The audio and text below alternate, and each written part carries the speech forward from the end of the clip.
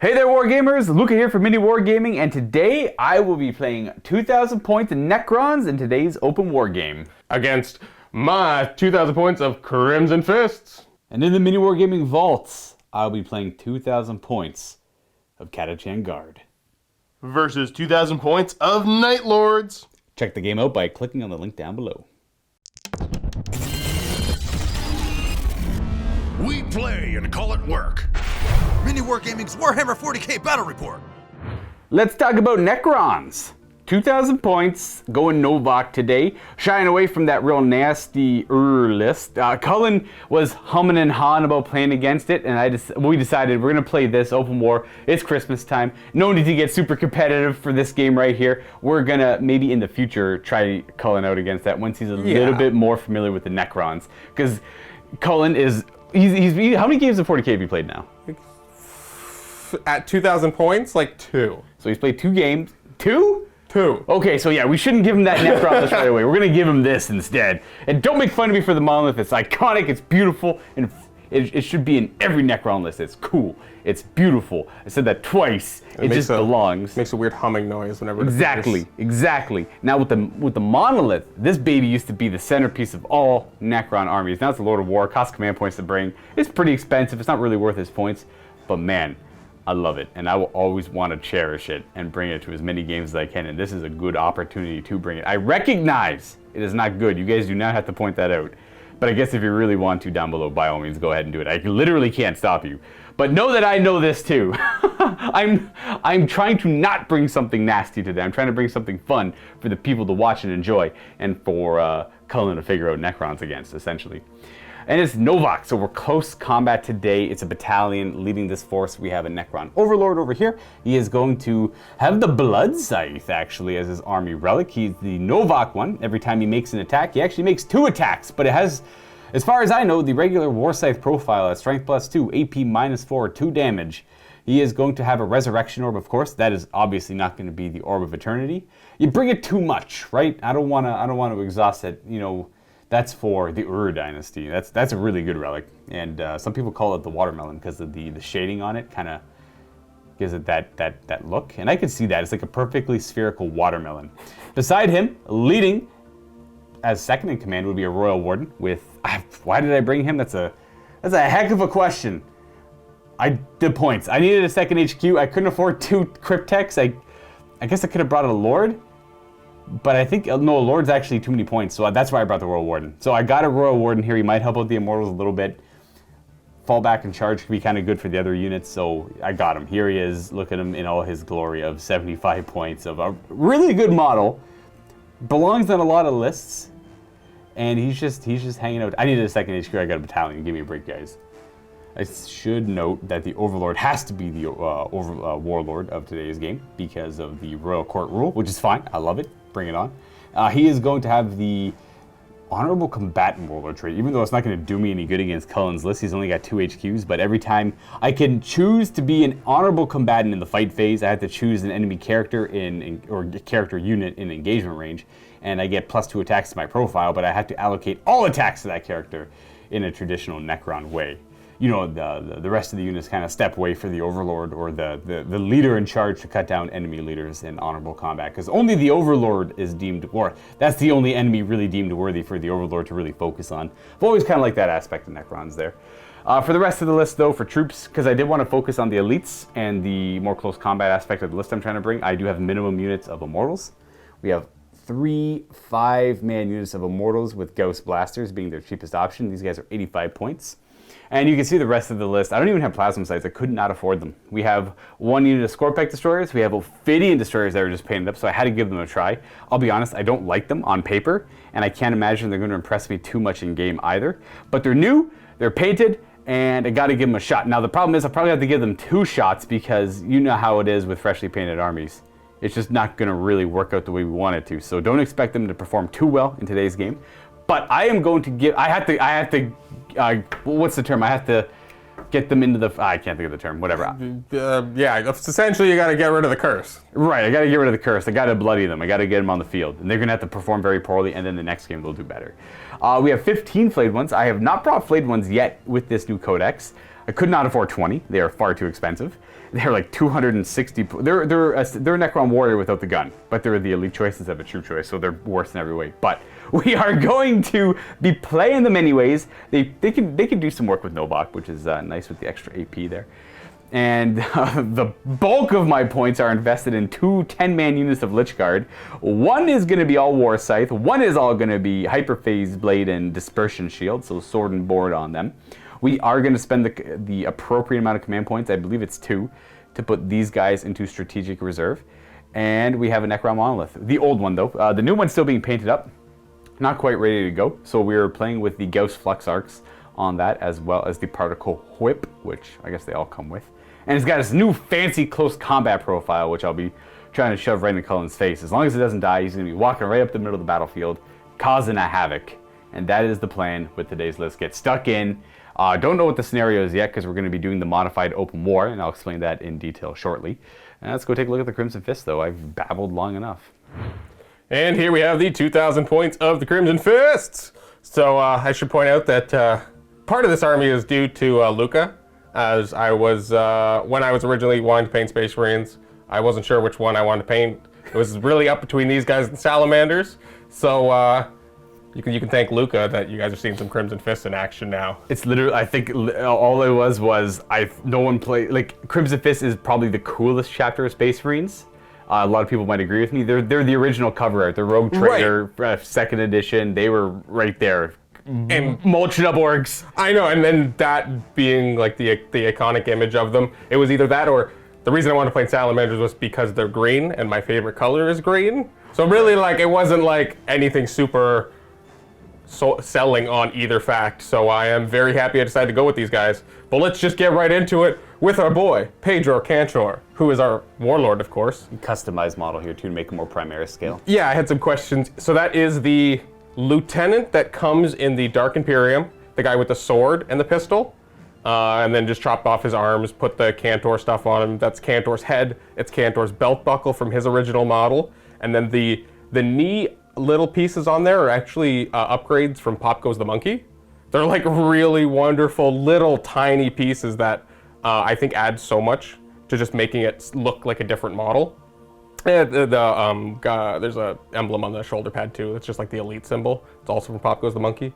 But he has Heroic Defender as his warlord trait, and he's got his own relic thing, his relic bolt gun that doesn't count as a relic. So we're gonna move right over to the lieutenant who's holding our relic. That's our Primaris lieutenant. He's got the Burning Blade as his power sword. But he's just Lieutenant Dan, as we know him and love him for doing wonderful reroll wounds. Please and thank you. He just helps. Yeah. Behind him, we got our troops. 3 squads of intercessors with the bolt rifles and power fists on their sergeants. Homie, what is with the 3rd sergeant there without a power fist? Yo, that's a slapping hand. That's a power slapping hand, man. I painted him before I actually got the Imperial Fist upgrade thing, so I will be putting a power fist on him. One day. One day. He'll get it. Then I guess we'll move over to elites. Right beside them, we've got our 5 aggressors with Fragstorm gauntlets and the Crackstorm grenade launchers. Behind them, we've got our apothecary, who's going to be upgraded to get the extra warlord trait. Oh, the chief apothecary? Yep, for the selfless healer warlord trait, allowing him to return models to the squad and cool stuff like that, but not the relic on him. And then the dreadnought behind him, who is venerable. And he was super clutch for us last game. So before we get into this game, I'm gonna roll up a name for him. He's gonna be ancient something. We gotta give the chief apothecary a name too. This is like the chief apothecary of the Crimson Fist, man. But like, yeah, I don't know. He's not as important. Oh, he's not as important. That ancient did so much. He was so cool. It was fantastic. Was this against Josh? Yeah. Oh, okay. Yeah, that was the game against the Death Watch. So heavy support, we got the repulsor because Luka's right over there. We might as well just talk about that. It's fully WYSIWYG, heavy bolters, heavy onslaught, pintle mounted stubber with the upgrade, with the extra stubber on there, storm bolters all around, auto launchers, and I think that's it. It's got a lot of stuff going on here. That's the problem with the repulsor. It's got so many guns. So I think that's it. And then the other heavy support is on the other side here, which is the 2 squads of heavy bolter devastators. We got sergeants in there. They both have Armorium cherubs. I got the old kit that didn't come with the Cherub models, so I'll eventually get one.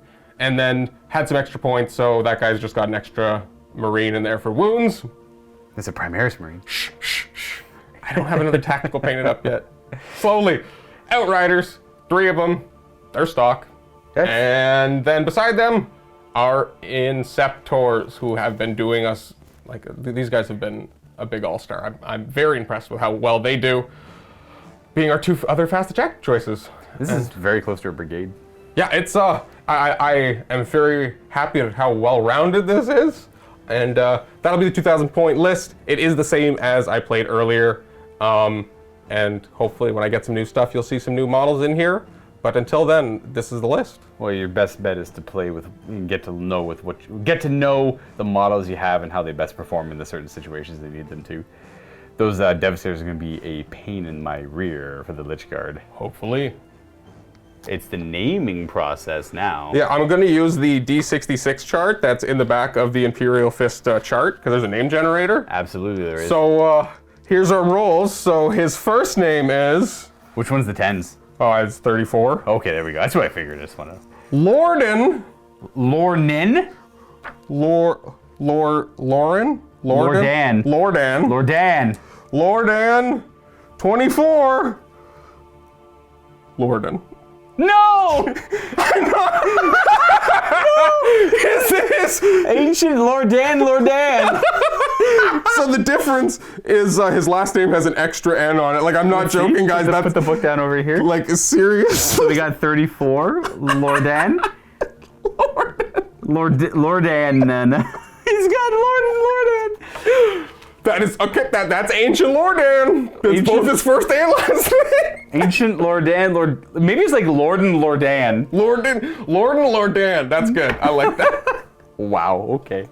Okay. So Ancient Lorden Lordan and the Crimson Fists will be fighting on this battlefield against the Necrons in today's open war game, which we'll go into details about how it's going to work in a moment. But a shout out to the terrain companies provided on the table. We got a Hammerforge for the space sea cans, the future sea cans over here. They also do the little barrels there covered in the chainmail, and I believe they have like a couple of other bits elsewhere. Maybe the walls, the crumbled walls, which come in like multiple pieces. That one's like a little corner piece with like edge pieces. That one's more separated and all that. But like they have a lot of other stuff. We're just not using all of it on this table right now. They have bunkers and all that stuff, and it's all modular too, so you can take like the tops off and play inside of them if you really wanted to. Go check them out. They're new for us. We just got a lot of their stuff in.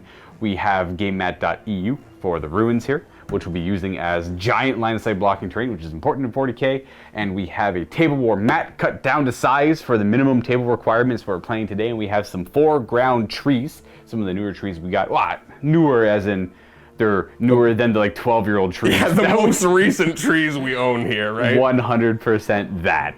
And that's what we're going to be doing. So let's go ahead and figure out our open war scenario. We're going to divvy out the cards and I'll explain how that's going to work. So this method of open war development is ripped right from Star Wars Legion. It's a good way of doing it. So if you're not familiar with how it works, is you have your objective deck, your deployment deck, and your twist deck. And what we're going to do is we're going to flip over 3.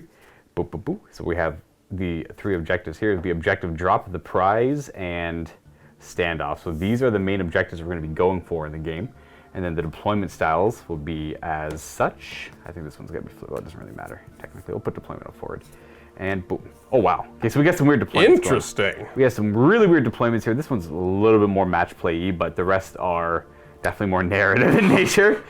And lastly, we have the twist. We'll keep going this pattern. Unstable reality, champion, and indiscriminate projectiles. Okay, so we have like some debris or falling debris, burning meteors, and orbital barrages rain down indiscriminately across the battlefield. That's from last editions. It's just a different name now.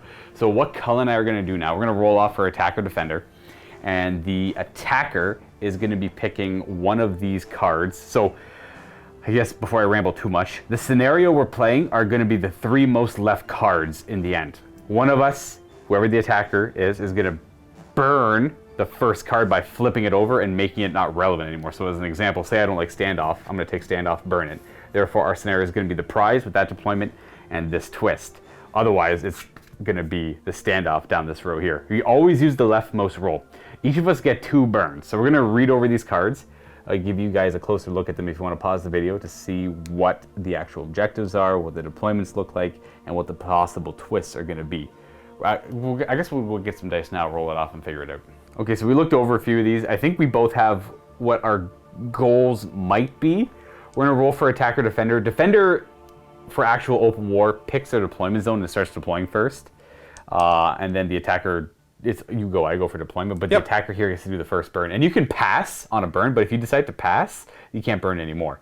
Right. So I'm going to roll 5, a 2. Oof, okay. I'll be the defender, I guess. So I burn first? So you burn first, yes. All right, well, I'm going to just get rid of this one right away. Okay. So that one's gone. Oh, you're a monster. I know exactly what you're going to do. I think I know exactly what you're going to do. So I'm going to get rid of... Oh, no, I don't... I have 2 burns available to me now, and I think I know what I kind of want. The prize is for the middle. I'm going to burn standoff. You jerk, I knew it. I wanted that so bad. Okay. So no, I'm not letting you get close to me. So that's our deployment no matter what. I'm going to get rid of indiscriminate projectiles because I want to have a champion. Yeah, that's going to be... man, your guy's scary enough, but that's terrifying. He's super juiced up now. Look at that. Okay, so that's it. We've done both of our burns each, so those are all gone. So that means we're playing the prize on that deployment with the champion, and these are out of here. For today's open war mission, we end up getting the prize with the champion twist. Now, the prize is old school. This is just the relic or the bargain or whatever it used to be called back in the day. It's gone by many names throughout the years. There's an objective marker smack dab in the middle of the table. This is all that matters. It doesn't matter how much we kill each other. It doesn't matter how much blood is shed on the battlefield. In the end, all that matters is who carries the objective at the end of the 5th turn. An infantry model is allowed to pick up this objective and move around with it if they end their move within 1 inch of it. And that's any kind of move. It could be a charge move, a consolidate move, technically a fallback move as well. You can pick it up with any of these types of moves, and then that infantry model is said to be carrying this objective. Whoever's model is carrying this objective at the end of the 5th round wins the game. Now, if that model is destroyed, the objective marker is placed within 1 inch of where that model is destroyed. If no one is carrying the objective come the end of the game, whoever then controls it using the normal rules for controlling objectives at the end of the game would win it. So having a troop nearby it or having any unit technically nearby it at the end of the game, not so much carrying it, will win the game. Otherwise, it's a draw because both sides have failed. Now with the champion twist, each of us is going to pick one of our characters with a wound characteristic of 9 or less to be our army's champion. They are going to have an increased strength, toughness by 1, and their attacks and wounds will be increased by 2 as well. And for the deployment, we have, I'll say, classic Spearhead Assault from 8th edition Warhammer 40k. Not seen so much in 9th edition, other than in open war cards, obviously. Righto, we are done deploying. I've got all of my command protocols all set up over to the right there. For my deployment, I got Immortals on my left flank, Monolith. Got Immortals in the back, our Scorpec Destroyers with the Royal Warden, the Overlord over there, the Warlord, who is of course going to be my army champion. So he's going to be Strength 6, Toughness 6, with a couple of extra attacks, and I think he's got 7 wounds as well. And we have our 10 Lich Guard, 5 more Immortals, and hiding out in strategic reserves, we spent some command points to put our Lich Guard with War Scythe in there. We're going to try and utilize the Monolith to really get a lot of value out of that. We're going to be fighting a lot in the middle, so I'm feeling confident there. I got Ophidian Destroyers hiding out, ready to show up, and Flayed Ones also doing the same thing. Maybe they'll flank. I'm not too sure what their plan is, but why don't we go over Cullen's deployment? What do we have? So I pretty much took this Spearhead Assault as battle line, and we got some Outriders on the flank with this big blob of Marines. So the Devastator squad, or like as many of them are hiding in this ruin as they can. We've got the Inceptor squad here behind this wall with our characters of Cantor, Dan, and the Apothecary. Who's the champion? Pedro? Yes, Pedro will be the champion for this battle report, making him an extra chonky chongus. So he's strength and toughness +1, 2 more wounds, and 2 more attacks. The attacks are great. And then Repulsor with the aggressors inside. We've got ancient Lordan intercessors, and then we've got the other heavy bolter squad with the last squad of intercessors on this flank, kind of being prepared for what I imagine is the Necrons who take it and have to get it back. Yeah, that's fair. That's the plan, at least. Going forward. Honestly, I'd rather you grab it and run away from me than keep running at it. I don't know what the plan is, honestly. I think I'm going to try and shoot for the Lich Guard to do that and like slowly back up. Like whatever that objective might be, that's all that their main focus is now. The Destroyers, they're mindless. They want to kill. They're gonna go forward. I see. Same idea with the Flayed ones. We're gonna try and keep it narrative in that regard. The Lich Guard they know what's up. They have a plan, that one plan. The Monolith is gonna act as a pushing force to try and keep you away. Now, Cullen doesn't know about the Monolith, but it is, you might not think it's scary in close combat, but this thing is brutal in close combat. It's got 6 attacks that automatically hit, strength 8, -4 AP. For Novak, I believe, in the first round of combat, and just flat 3 damage. What? Yeah. So you just straight up... It's the Eternity Gate. So you auto hit and then wound Marines on 2? That's the Eternity Gate right there. Well, yeah, you can transhuman with your Primaris stuff, but it's true. Narratively, what it does is when enemy infantry or enemies in general approach it, the Eternity Gate kind of zaps at them and pulls them and exiles them from reality. Oh gosh. It's always had some weird gimmicky rule throughout the editions, and in this, I guess, rendition of the Codex, they're like, let's just give it good close combat profiles. Yeah, no, it's that makes more sense than like the Monolith trying to like bump me. Right. like the tanks do. It's all the gate. Now, an example of a weird rule used to be was like you do an initiative check, and if you failed the initiative check, then you were removed from play. Okay. So that's what it used to be. Interesting. But now, no, obviously initiative's not a thing anymore. Right. And the 8th edition version of it was buns. Didn't do anything. This one's quite good. But I mean, it's an expensive model, and you're kind of paying for it. So now what's going to happen is both Cullen and I are going to roll off, and whoever wins the roll off gets to dictate who goes first. I'm pretty confident with my position. The only things that aren't really benefiting from cover too much is a lot of the Lich Guard over here and the Monolith. Everything else is behind an obstacle or in ruins. So I'm okay with going second, I think. At least for we'll see. I think the only reason I want to go first is to try and put pressure on the objective immediately. Yeah, and I just want to shoot you like I would do anyway, so I don't... Power to you. So dang it, I didn't want this option. In some cases, in this case, I'm happy I don't have to make the decision. So power. Yeah, I bet. Now, do you need time to think about it, or you know right away? I think so. All right. I have to think about it. I think I want to do the shoot you first before you move up. Try and lighten me up a little bit. Gotcha. Yeah, I'm afraid with this being in the middle of the board and like I'm a little bit more spread out. So if you walk all these guys behind here, it's going to be tough for me to actually get some good shots on those Lich Guard. Yeah, gotcha. All right, without getting danger close to it. Yeah. I think that's what we're going to do, and then we can kind of adjust from where you move up on the second turn. I also want to point out to people that I only have like 7 command points. This bad boy cost me 3. That's pretty rough, dude. And I'm spending 2. Oh, I believe it. Yeah, I think it was 2 to put the Lich Guard into strategic reserve. So I could pop them out of the Monolith. That's got a cool rule that I can use it to pull things out of strategic reserve as opposed to using the table edges. So hopefully that comes up in this game. Last time I tried, I just got shot off the table by orcs right away. So I was kind of sad about that. But anyways, Crimson Fist turn 1 in your command phase. What are you doing? Cantor will give his Chapter Master reroll to the Devastators. All right, and then you get a command point going up to 12 as well. Yep. Do you want a Wisdom of the Ancients or anything like that, or just proceed from here? That would be the one I'd consider. But he doesn't get to use it on himself, right?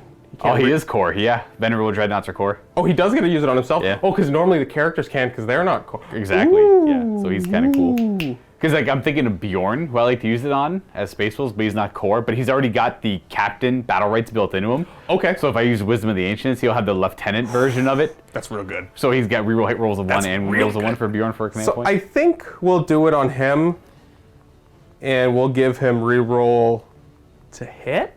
Battle rights? Yeah. Okay. And we're going to start on this flank, and just let's just zip up these bikes.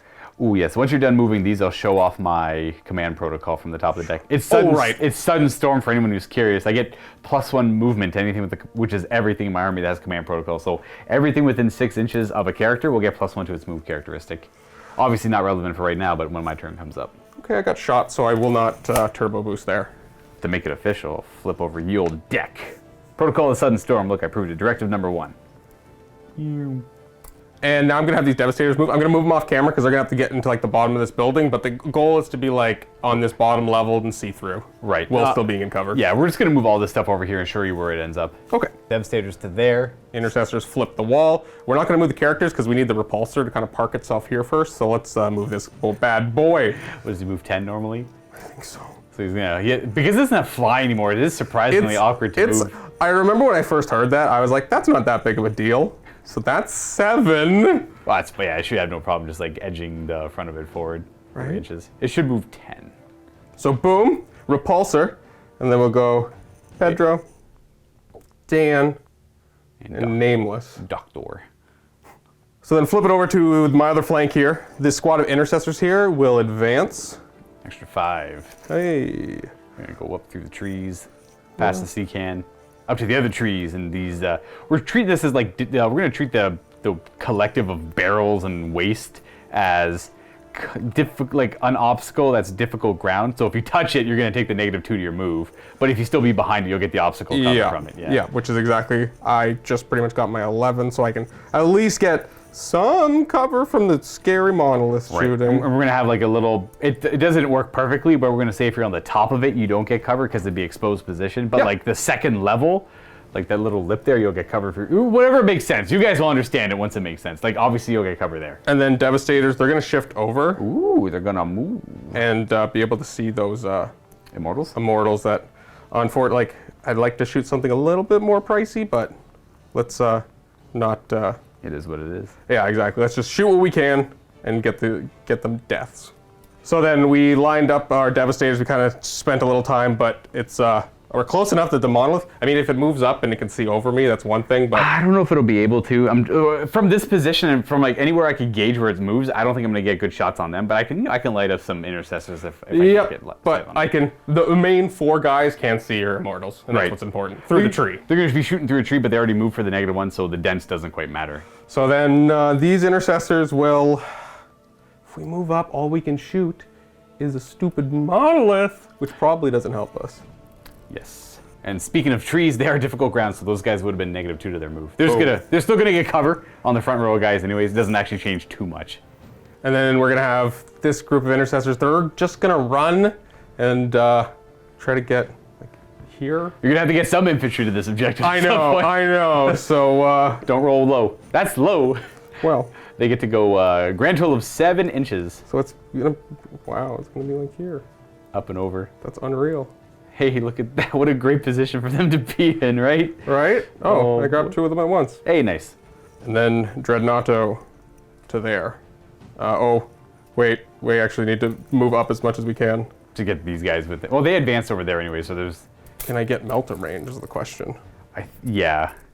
Oh, he's going to be out of range of the Did you just want to take back the Wisdom of the Ancients because he's not going to be helping out too much stuff? Oh, yeah. Originally, that was with a plan of them walking here. Which, like, maybe it's still a better idea in theory, but I'm not going to Wisdom of the Ancients. That's fine. You get the command point back. You're back up to 12. Wisdom of the Ancients is going to serve 0 purpose here because both those units advanced. The Dreadnought's not in range to fire right away, so there's no point in doing it. And if his Melta doesn't have range, he might as well just run. Extra 3, sure. You go a little further forward. Oh, man. This side's going to get hard punked by a monolith. Well, I mean, it's the scary gun is just D6 shots, so it's not it's a blast weapon, and that's true. And there's 5 of them, so I don't get the minimum 3. So we'll see. So there you go. I'm not in love with this, but it's what it is. Okay, it is what it is. I like it. Going right on to shooting. We're gonna start by opening up with the repulsor because it's just got 24-inch range on your Lich Guard there. So we're just gonna put everything into him. Everything with range into the Lich Guard. It's everything but the Crackstorm, I think. Yep, that's everything. That's I can't do anything fancy about that. It's gonna get +1 hit because of my unit size. Woo! And we're gonna remember that. I got 3 guys that are behind the obstacle and cover though. So yeah, this is the game where the +1 to hit is relevant. Yes, very. So I want to point out, like, the Crimson Fist, I'm curious how they would perform against a big, scary Necron list, because everything's, like, 20 main units. I know, that was, I was thinking that, because it hasn't come up so much, because I played a lot of Grey Knights, or Death Watch, or the elite armies, so haven't got a lot of use out of it. So let's see how it goes. And then we're going to start off with our Heavy Bolters, because they are 2 damage apiece, so we might as well start there. 2s to hit. It mattered once there. Yep, but no 6s, so no exploding. T5, so 4s to wound. Oh, Cullen, you gotta roll better than that, man. Huh, I wish I had core. Yeah, it's fair. Start with the Lich Guard furthest in the back that's behind the obstacle wall there. And it is -2 because it is Devastator Doctrine. True. So I have a 2-up armor save that goes to a 1-up. So they have a 3-up armor. The shield gives them +1. It's a Storm Shield, exactly as that, and then +1 for the light cover. So back to a 3-up. Wait, so I have a 3-up +2 is a 1-up. Yeah, so it's back to a 3-up, so I lose a guy. Woo! Okay, 1 guy gets shot dead. So far. Let's do the other bolters. Storm Bolters. So we have one miss, but one exploding hit. It's just, you don't have to roll the hit, it's just an automatic hit. It is indeed. Nice. So 5 to wound here. We've got 1 at 0 AP. Yep. 1 up save. We're okay. Oh, sorry, we're putting on this guy next, so he just took that hit. Yep. We got 2 Iron Hail Heavy Stubbers. Should be 2s to hit. Not a bolter, so not the extra hit there. And then this is only strength 4. So 5s. 5s. Okay. Poo. Okay, Repulsor, please do something with your heavy onslaught. 2s. Everything hits. Oof, these are strength 6. Okay. 3s to wound at Okay. AP 2. Oh, there you go. There's still a lot of 1s and 2s. What the heck? What do we got there? 7 wounds. So at -2, these are looking at 3-ups from my 1-up. That's going to kill another Lich Guard, which was you, because you were in cover. That's it for its firing, so I got to roll some reanimation protocols. That's 4 wounds worth of Lich Guard, so I roll 4 dice. Every pair of 5-ups is a Lich Guard standing back up. That is a Lich Guard standing back up. Well, that was such a good Repulsor. And then we're just going to put you... So depressing. We're going to put you in cover there. Oh, ooh, not really that much cover. In fact, we're going to put you over there. So you get the obstacle cover. Now we're going to go with the Devastators with the reroll on them. Chapter Master reroll. Yeah, right into them. No more +1 to hit anymore because we lightened it up a little bit. Yeah, I thought this was a 6-man squad, so I fired the other thing first, but... Oh, okay. I don't know, whatever. They've got also the full reroll on them, so it's probably better to do that. Okay. So this is the guy with the Signum, because the sergeant says 1 guy fire better. So on 2s. 2s hit with him. Reroll if you want to. Of course Which I want to. I assume you do. So he definitely hits. And then these are the 6 other ones. Actually, that's technically on 3s because they moved, which they still all hit. Right. And then 4s with the rest. These ones are on 4s. With the reroll on everything, though. Oh, we got a couple exploding hits so far. Not bad start. And then the reroll because Pedro Cantor says do better. Come on, there's Nice. another 6. So that's 2. There was 2 6s there. What? You knocked 1 over, so there should be 3 extra hits. So everything hits then. Yes. And then we're going to wound on 4s. You should be able to reroll the 1s because the dude's nearby. And that was just the 2 ones. Yep, you're right. 1 more wound. Do it 1 at a time on him because I think he's the only one really in cover for them. Yeah. These guys are not within 3 of the obstacles, so they won't benefit from it. So I'll have to unfortunately do 1 at a time on him. He should have a 3-up save. What's a really aggressive roll. Oh, dang it. So he's tanked Stop. 3. I hate this. 4, 5, 6. Uh-oh, sorry, Cullen. Bruh. Just the Luka the dice. More armies of the Lich Guard! Oh, the cherub is gonna pop on the guy with the Signum on 3. Oh, he got 6 hits! I wish I did Bolter Discipline. That would have been hilarious. So many bullets. 4s. 3 more wounds. It's a reroll. Oh, no, 1s. Oh, I failed. There you go. Okay, it's the first one. First one kills him. Okay, he's Boom. dead. Oh, do I command point that? Stop. No, I don't have a... Stop. Oh, I don't want to lose any more Lich Guard, though. And he's got the 3-up save. The rest have 4-ups. Ooh, feels bad. I'm going to be a jerk. Reroll command point. Yeah, and you're gonna waste your command point. I got 6 left. You're gonna waste that command point. Oh, 3-up. Okay, so it doesn't matter unless I roll a 3-up. Okay, it wouldn't matter, but this guy's still alive, technically, right there. Bikes? Yeah, I think they're gonna fire it. If you got 2-up saves against Well, these, the idea was to like do some damage with those 2 big units and then kill off the Immortals. you killed a 28-point model so far. Man, but these don't have any AP. They have AP1, they're bolt rifles. I don't think they Aren't those twin bolt I rifles? think those are auto. It's the ATV that's got auto bolt rifles. Yeah, okay. I remembered that one of the Primaris had the auto, so... Yeah, the weird like 8-wound non-vehicle bike bring back with apothecary model has that. So they get to all rapid fire because they're bikes with bolter discipline. Yeah, so that'll be 8 or 12 shots from them. But Buddy out front here has a 2-up save against those shots because and like, it's literally making me debate firing at Oh, the just shoot these guys instead? Yeah. They have a 3-up save normally, but you're AP1, so they go to 3. But they're T5 as well. But they're only 1 wound each, so there's that. Yeah, I think we're gonna do that because... Shoot them instead? Yeah, let's just go for that. Okay, so it's gonna be a bunch of shots hitting on not 2s. 3s. 3s. No re-rolling on them. 1 extra. Oh yes, for the exploding hit, the bolt gun after all. And then these are 5s to wound. T5 on Immortals there. We have 2 wounding hits. We'll start over here, I suppose, and we'll work our way over. Back to 3-ups because of light cover. Man, it's like 11 3-ups so far. Intercessors in front here. We're just gonna rip the shots into the Lich Guard. We only got 5. Okay, they're ignoring the tree too because they're near it. So 3 stay because there's 1 missing Lich Guard. Yep. And they would only get to reroll 1s. Yeah, battle rights. And then 5s. That's still 2 wounding hits. Was there any 6s there? Not to hit. Okay. And that's going to... I'll reroll. That's pretty bad. Because he's got the cover, he does have a 2-up against their bolt rifle shots. Cantor will fire Dorn's arrow into the Lich Guard. Oh boy, buddy. I feel like at this point, it just feels like such a trap unit. Like, I know. I feel like I don't know what to do, man. Like, I literally...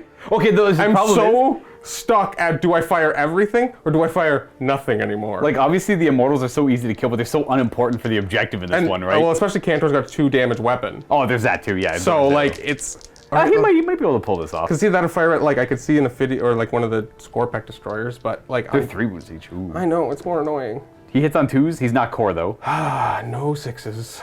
And then these should wound on 5s. It's just a fancy it's storm just bolt. 4. Oh, 3 wounding hits, though. What's the AP? He is minus a 1. -1 is the assault weapon?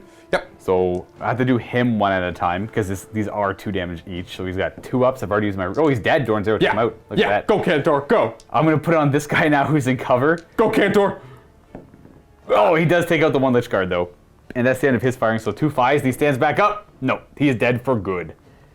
The poor Crimson Fists are having a little bit of an issue over here. Devastators into your things. All right, Devastators into Lich Guard.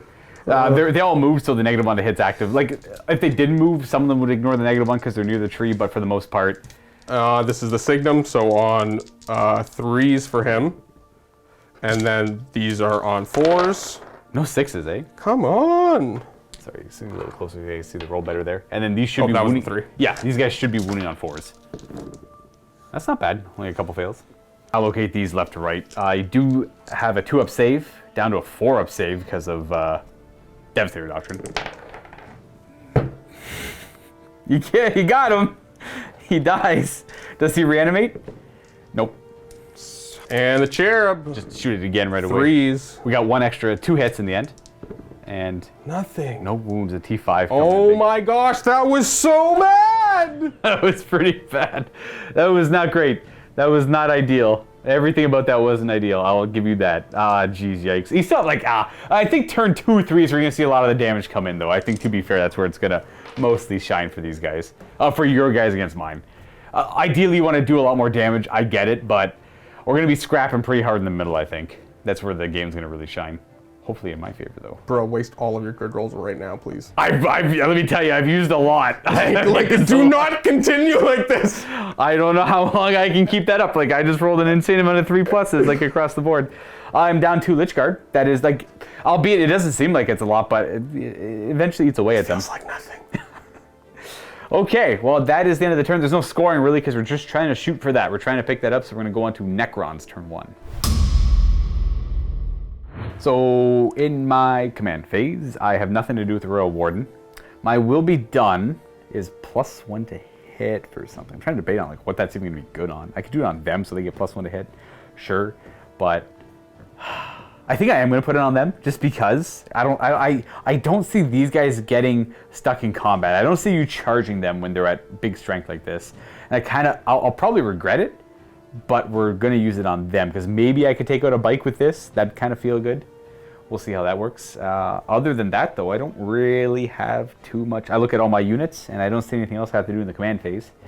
So we're going to go right on to movement, and we do have Sudden Storm active, so everything's going to get +1 to its move characteristic. That's near a character. And then because these 2 characters have Relentless March, they give a further +1 to advance or regular moves. So pretty much everything here gets +2 to its move. Other than this, because it's not core. That's only core for Relentless March. I guess these guys aren't core either, now that I think about it. We'll start off by advancing the destroyers there. We're going to opt to not go through the woods or the difficult terrain with that model. We'll move everything else first. Breachable through the ruins there. They get to go 9 +1, eh? Well, it's +1 to, yeah. So their movement characteristics 9 currently for Sudden Storm. They go 10 inches. That's fine. That'll do. So I could go to where Cullen's marking there, or I could try and go here and hide in the terrain. Now I'm going to go be super aggressive. Okay, all the way up. I'm going to be crazy aggressive with them. I am not picking up the objective with them either. The goal here is to kind of scrap in the middle. Because they don't have hands to pick things up, they're blades. Yeah, they got blade hands. Right, you're right. It could, like, I guess I could imagine it's like data that they're trying to like absorb or whatever. This guy's gonna go up and around and end up out there. But, yeah, they're not picking it up. Plus, they didn't even roll high enough, technically, to get there. I'd have to re-roll. That's true. To be able to pick it up. We are going to advance the Lich Guard. They get to go 4 extra inches, not bad. So they're currently at movement 6, 7, 11. We are probably going to ignore the wall and just go up and around it. And they're moved there. Not really benefiting too much from cover. I got 1 guy on cover. The rest are out in the open. We're going to advance the Overlord here. Nice. What? Who already moved 6, so he goes 9 inches as well because of Sudden Storm. We're going to end up there with him. Burrow Warden's going to Kool-Aid Man through the ruins there. End up there. These Immortals are just going to move up to the wall here. I'm not too sure what I plan on doing with my Immortals. They're going to they're like support fire from back behind, I guess, for now. I don't know, nothing too ambitious. These Immortals only move 5 because they don't get Relentless March, nor do they have Sudden Storm active nearby them. Let's see if that helps them over there. Monolith gets to move 9 because of Sudden Storm with the Royal Warden nearby him. So we've already measured. He's going to take up that gap there. He's going to look imposing and spooky over here.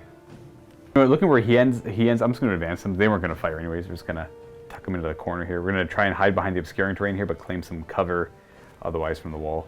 We'll have you go there. I suppose that brings it to shooting time. We're going to start with the Royal Warden, firing his master-crafted Gauss Blaster. He's got their gun, but it's master-crafted. We'll fire it down the table at them. It's rapid fire 2. He hits on 3s, and he wounds on 4s. He fails. They have 5 shots at the same target, the Outrider bikes. They do hit on 2s because of my will be done. Nice. So we have a miss, and then these are strength 5. So we have 2 wounds at -2. Oh boy, so 5 ups? Is the bikes. We do 1 damage. Nice. So we've got 1 guy down to 3. We'll put the sergeants in back, which was incorrect, so this guy. These 5 will take some shots at them too. They hit on 3s though. We have a couple misses, and they're going to wound on 4s as well. We have 1 wounding hit at AP2. Where'd it go? 1 more damage. So down to dose. All right, I'm having a hard time here with the Flux Arcs because I kind of want, man, I want to shoot the bikes and take them out, but it's not really a lot of shots. I think I'm just going to pour everything because I am rapid firing into those intercessors. I want to try and clear them out of here. Okay. So we're going to put the Particle Whip and all the rapid firing Flux Arcs in them as well. So it's going to be 24 Flux Arc shots and the Particle Whip. It's going to be extreme overkill, but it might not be. It might not be because the Particle Whip is so random. Gonna spend a CP on transhuman physiology because I'm really hoping Luka rolls real bad for the D6 shots. That's fair. That's super fair. So I got 24 shots, but I'll do the D6 first because that could do it on its own, or probably won't though. It's a blast, but you're only 5 models. I'm gonna roll a 1. Ha! It worked. I'm not gonna re-roll that. I'm just gonna roll with the punches on that one. 3 to hit. Oh, it misses too. Boo. Oh, the game. I got 12 dice here. Let's do this twice. We have 2 misses in the first volley, and the second volley is gonna have 4 misses. So we have 6 misses in total, so it's 18 hits. These are forced to wound now because they're transhuman. Cullen wants to see some 3s. So you get 1 3, my man. I you get 2 3s. 2 3s. All right, we'll see how these saves work. Yeah, these are all 5 ups still, so we have 10 wounding hits. Okay, so as long as I make one of these, one guy's left with a wound. You should be able to make 1 of these. You're gonna make 4. So that's a guy, 5, that's a guy, and that's half a guy. So yeah, so we got 2.5 dead. And the transhuman probably stopped a 3rd one from dying. We're not gonna lose the front guys. We're gonna just pull this guy. Pull that guy. And this that guy, and then 1 wound. That guy will go down to a wound. Boop, down you go. And that's not enough for any morale. I have no charging, no fighting, no more shooting. So that is the end of my turn. But I do make a big aggressive push for the objective here in the middle. And I do line myself up for a lot of reinforcements. Let's not forget I got Lich Guard waiting inside of the monolith to pop out. I know, man, that's spooky. Like I got Inceptors in the sky and I got some aggressors in here, but I don't know if it's gonna be able to deal with everything. We got a lot of stuff showing up in the second battle round. Speaking of second battle rounds, bam! We have Protocol of Undying Legions. I can either choose the first directive, which is every time I make a reanimation protocol roll, I get to reroll 1 of the dice, or every time I do Living Metal, I heal 1 more wound. I'm gonna do the extra reanimation protocols, I think, because I think me dudes are gonna get shots at a lot, and that might help. It hasn't in any of my games, so we'll find out shortly. Command phase time. You're back up to 12 command points. I am. Still got range for the heavy bolters, so. Absolutely. Heavy bolters, do better this time, boys! All right, chapter master ability on the heavy bolter, the Devastator squad. That should be it, unless you want a Wisdom of the Ancients over here. Now that you're in a better position. You take those 2 models out of here. Those are I killed guys. I think this turn we will. Wisdom of the Ancients? Yeah, because I think we're going to try to... And we'll go for battle rights. Honestly, I don't know. We're just going to shoot things. Yeah, we're going to go with battle rights because we want to reroll the most amount of hits to get the most amount of explodes. Bam. Zoom on the flanks. Flanking up with Outrider bikes. Yep. Let's get many attacks on the charge, please. Yeah. Be able to eat up some immortals, that is for sure. Boom! Aggressors hopped out because there's too much damage potential hiding in this tank. We need to get them out. We need to shoot. We need to... I'm hopeful for my Lich Guard tanking this, but we'll see. We will see. Just going to try to walk around this tree as best as we can. With the Intercessors, yeah. Because there's no point in literally walking into it and just... Taking the -2. Exactly. Okay, and then Cantor, we don't need you to run. So you can just walk to the center, because we still... he could advance, but... The Lich Guard are going to get pounded by that repulsor and all the aggressors. Dan, just hop to here. Because he moved over the wall, he actually would get -2. So we'll just advance him, because he's just got a bolt pistol We can anyway. go 2 more inches. And yeah, we'll put him to here then. And Apothecary will run... well, 6 puts me to there. With a Feel No Pain aura. But it's only a 3-inch Feel No Pain aura. Interesting. So we're going to try to... We're going to advance him and see. Extra 6. Dang! And then Luka's nice enough to just let me swap positions with Cantor there, so I just would have had him run first, and then Cantor walks up behind, because he's short aura. 6-inch range, 3-inch range aura. Exactly. Does the repulsor want to stay where it is, or does it bunch up a little bit behind them? There's no reason not to move, so yeah, I guess we'll just... Alright, we're going to go over here, where some heavy bolters. They don't really have any other targets anyways. Right. And they're not doing any good by hanging out back there. 3 and 3, so... It's you can be kind of reckless with them, because if they die, they die. Yeah. They hopefully do some damage before they go down. So you'll get up... Or not all of them making it. That's the problem. It's the up that might get me. Oh, no! You get a couple heavy bolters up there. Okay. You can always put the wounds on the guys behind the cover, technically. They'd get it. The guys on top would be exposed position, but... That's true, right? Yeah. He doesn't need to be up here, so this guy would be able to get up a little bit further. And then have one more heavy bolt to jump up there. Yeah, he'll fill in that gap, and then... The rest will go lick the a wall. bottom guy will go this way. Yep. And then he'll just hug the crate. So we got That's weird. We got the 4 heavy bolters looking to light up a monolith, methinks. And then do you want to keep them within... He can move over, so he's within 6 still, if you want the reroll hit rolls of 1. And just get that. Yeah. No problem. Won't be in melter range, but it'll be in range to fire as multi-melter. Right, and then this will just hop up onto the... So that'll be -2 because it's difficult. 4 to just into this. Yeah, we'll stuck it in the tree there and then really claim that cover. Get them closer towards the objective over here. There we go. And then... Those wounded boys! They're hurting a little bit. Yeah, we're gonna just, like, walk. Because now... we can't touch the ruin yet without going anything faster. So... You could run them towards it, but... I don't know if that... I think... If you run far enough, you might be able to nab the objective from you. Because if you finish any type of move... Like, how far away are you from the objective? I am... Looks like 12, maybe 13. Okay, so like a 6 would probably get you on it. But then I'm holding it. You're right there holding it too, and then obviously they just answer by cutting them down. But I guess that means you can't grab it and run away with it, right? Correct. Okay. Well, you have to end a move, so if I want to commit to grabbing it, I have to finish a move. So you can't run away the same turn you pick it up. Okay, so that's at least something. Yeah, because that's what I was afraid of, is you just literally picking it up in the next turn and running away with it. Like if I was to pick it up with them next turn, they're done there. That's like where they're finishing their move. Which is why I want to put these guys essentially in a way that I can charge them next turn. Yep. So, you can also pick it up as part of a charge. So that is technically a type of move. And we're just going to go 6 this way then. Okie dokie. Going up and around the obscuring terrain. That you put a wound on the sergeant, that is not your intent, I assume.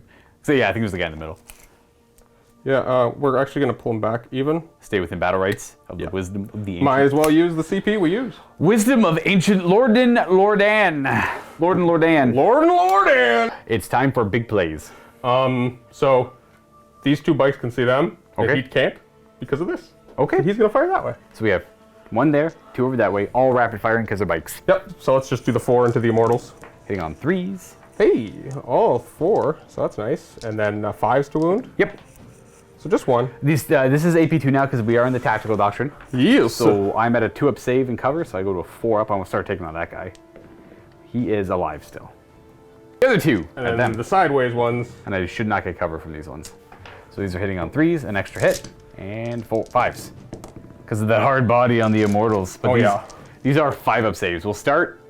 That's a good question. I think I'll start from back here and work my way up. Ooh, 3 die. Bang, bang, bang. But that's it for their shots, so maybe they reanimate. None do. Hey. They are dead as dead can be. Good damage. Nice. You killed as many models this turn with them as you did all of last turn. I feel accomplished. I suspect I'll be losing a good amount of Lich Guard through the shooting here. But they're done. Who's up next? I got a lot of shots that all are going to be centered around here, and I'm not sure yet the order. But I think we're going to start with the aggressors only because they're limited range. Right. Being 18. So if they kill you, I mean, I guess they can still light up a bunch of other stuff. Right. But You want to fire at these guys, eh? no. I'm just trying to figure out, like, if other stuff was to kill them first, Oh, I see. where else the aggressors would be able to shoot. True. But, oh, this is making a real bad charge for me, though. Oh, if you the more Lich Guard you kill, the harder the charge. Yeah, I guess, but that's always going to be a problem. Right? That's always going to be the case. So, I'll steam ahead into the Immortals. All right, so that's 30 plus 5d6 shots coming their way. Let's just do the 5d6 first. Right, because they're not bolt weapons. Correct, I can't do them all together. So that was 15 shots in total. Hitting on 3s, rerolling 1s to hit. There's one more 1 over there. Yep. Whew. Only so far 3 misses in the end. And the 6s don't explode because these are the frag storm launchers. So these are grenades they're shooting technically. Yep. And wounding on 5s. I am not 10 more models than you. Or No, 5 you're more models right. than me. Because I'm missing that 1 model. That's a lot of wounds. That's Hey, 4? geez. 5. That's 5 AP1 wounds, and now we can do the 30 bolt gauntlet shots, which do explode on 6s to hit. Okay. Many bolt gun shots. Looking for 3s, rolling hit rolls of 1. Oh, I forgot to be rerolling wound rolls of 1 for the other ones. I'll go double check that while you're counting dice here. There was not a single 1 to wound on the frag storm. What do you know? So this is just exploding 6s. Those are the additional hits, and these are the rerolls of the 1s. Ooh, another explode. Yeah, so another one goes in. So we missed 3 in total. Sounds about right with the exploding 6s and rerolling hit rolls of 1. All right, 5. 5s to wound here. Rerolling 1s as well. That's 12 more wounding hits right there. That's scary. And 1 more on top of that. yeah, 13. So that is going to be 18 wounds from them into them. These are all at -1, and unfortunately, I got 1 guy in cover. He's gonna have a 2-up save. I gotta do these 2 at a time. He's gonna have because he's got +1 for light cover, +1 for his shield. So his 3-up becomes a 1-up at -1 because of the tactical doctrine. Well, he's got 1 wound left, so I gotta do 1 at a time. He's going to try to mitigate as much of this as he possibly can. Doing a good job, dude. He's doing. No. He's doing the Silent King's work. Stop. This is so depressing. Yes! Command Get out of my point. house. Command point. No! There we go. He's got to keep going. Okay, Yes. he's dead, and then I'll put it on. I'll save that guy. He's got 3-up. Okay, there we go. So we kill this 1 guy. What the heck? And that's it for their firing. And we're gonna see if we reanimate this guy. No. Oh, but we have the Stop! Oh, okay. I was gonna say we had the protocol open, Yep. so I get to reroll a die. But 1 wound left on that guy there, and I'm down a command point, so I'm back down to 6. Heavy bees are up next. Yep, guys in here. We're just gonna go to the Lich Guard again. I hate the stupid 1 floating wound, but I'm just gonna waste a bunch of shots trying to take it off, so I'm just gonna ignore it. Are we gonna pop the strat on a triple explode, double exploding 6s? Yeah, well, I'm gonna go for the bolter drill for 2 CP, and it's gonna make all of my exploding 6s explode twice. Okay. That does put you down to 9 remaining command points. Yeah, and sad I already burned my cherub, but I feel like last turn I don't know, whatever. Signum guys on 2s in this case, rerolling 1s. Okay, a couple of rerolls there, good thing. Please? Okay, still 1 miss, and the rest are on 3s. Maybe we got a couple 6 reroll 1s for Cantor. Oh, Cantor might be too far away from They reroll everything. Oh, they're rerolling everything, that's right. Cantor told them to It was do better. 4s, right? No, it should be 3s to hit, because they didn't move. And then we have 3 exploding 6s, which is 6 more hits because of the stratagem. Yep. You forgot to pick up that 1 die. Oh no. 4s to wound. Rerolling. The dude is probably too far I away. think Dan is... Yeah, he's only really covering the intercessors there. Okay, so not that it matters. There's only 1-1 anyways. It's 11 wounding hits. These are all going to be 3-ups, no matter how you look at it, so I don't have to torch you. Yay! Ooh, you killed a bunch right there. Whoa! There's that roll really falling back. So that kills the 1 wound guy. So Yep. we'll pull him. And then 7 more. 7 more do go down. So we're gonna go 1, 2, 3, 4, 5. Oh, you killed them! What? 1, 2, 3, 4. Crap! That was huge. Very well. That makes up for all the good rolling I had before. That was a great roll. Okay, good. I was. Whew, the heavy bolts did so little damage last turn. I was so demoralized. But I was kind of hoping you didn't kill that many. I would have had a big. I could have reanimated some of them, but you know what? They're dead as dust. and Look at that. honestly, when I started firing these guys, I thought that I'd fire so many shots that it would create so many reanimations that I did it in a bad order. Right. And I was like, oh no, I should have fired some of the guns from here to try to kill off a few and try not to create the big reanimate. It worked out. Typically, the best way to deal with a unit of Necrons is to stay a 10-man squad, knock it down slowly, to kill one model, kill one model, kill one model, and then kill the rest. In this case, that worked out. That's exactly what happened. I didn't expect to lose 7 there, though. But it is what it is. Now with the Overlord left out in the open Yeah, there, he's just kind of awkwardly standing there now. yeah, Kandor's going to rip some shots into him, and we'll see how this goes, and this might dictate whether we keep going more shots. So, on 2s. No rerolling, but we have an exploding hit because it is a bolt gun.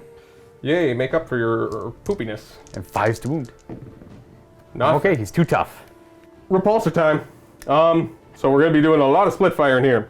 So we're going to have Heavy Bolter and Heavy Onslaught go into him, Mr. Overlord, the as champion. well as the 18-inch range Crackstorm. because it's 18-inch range and that's what we got.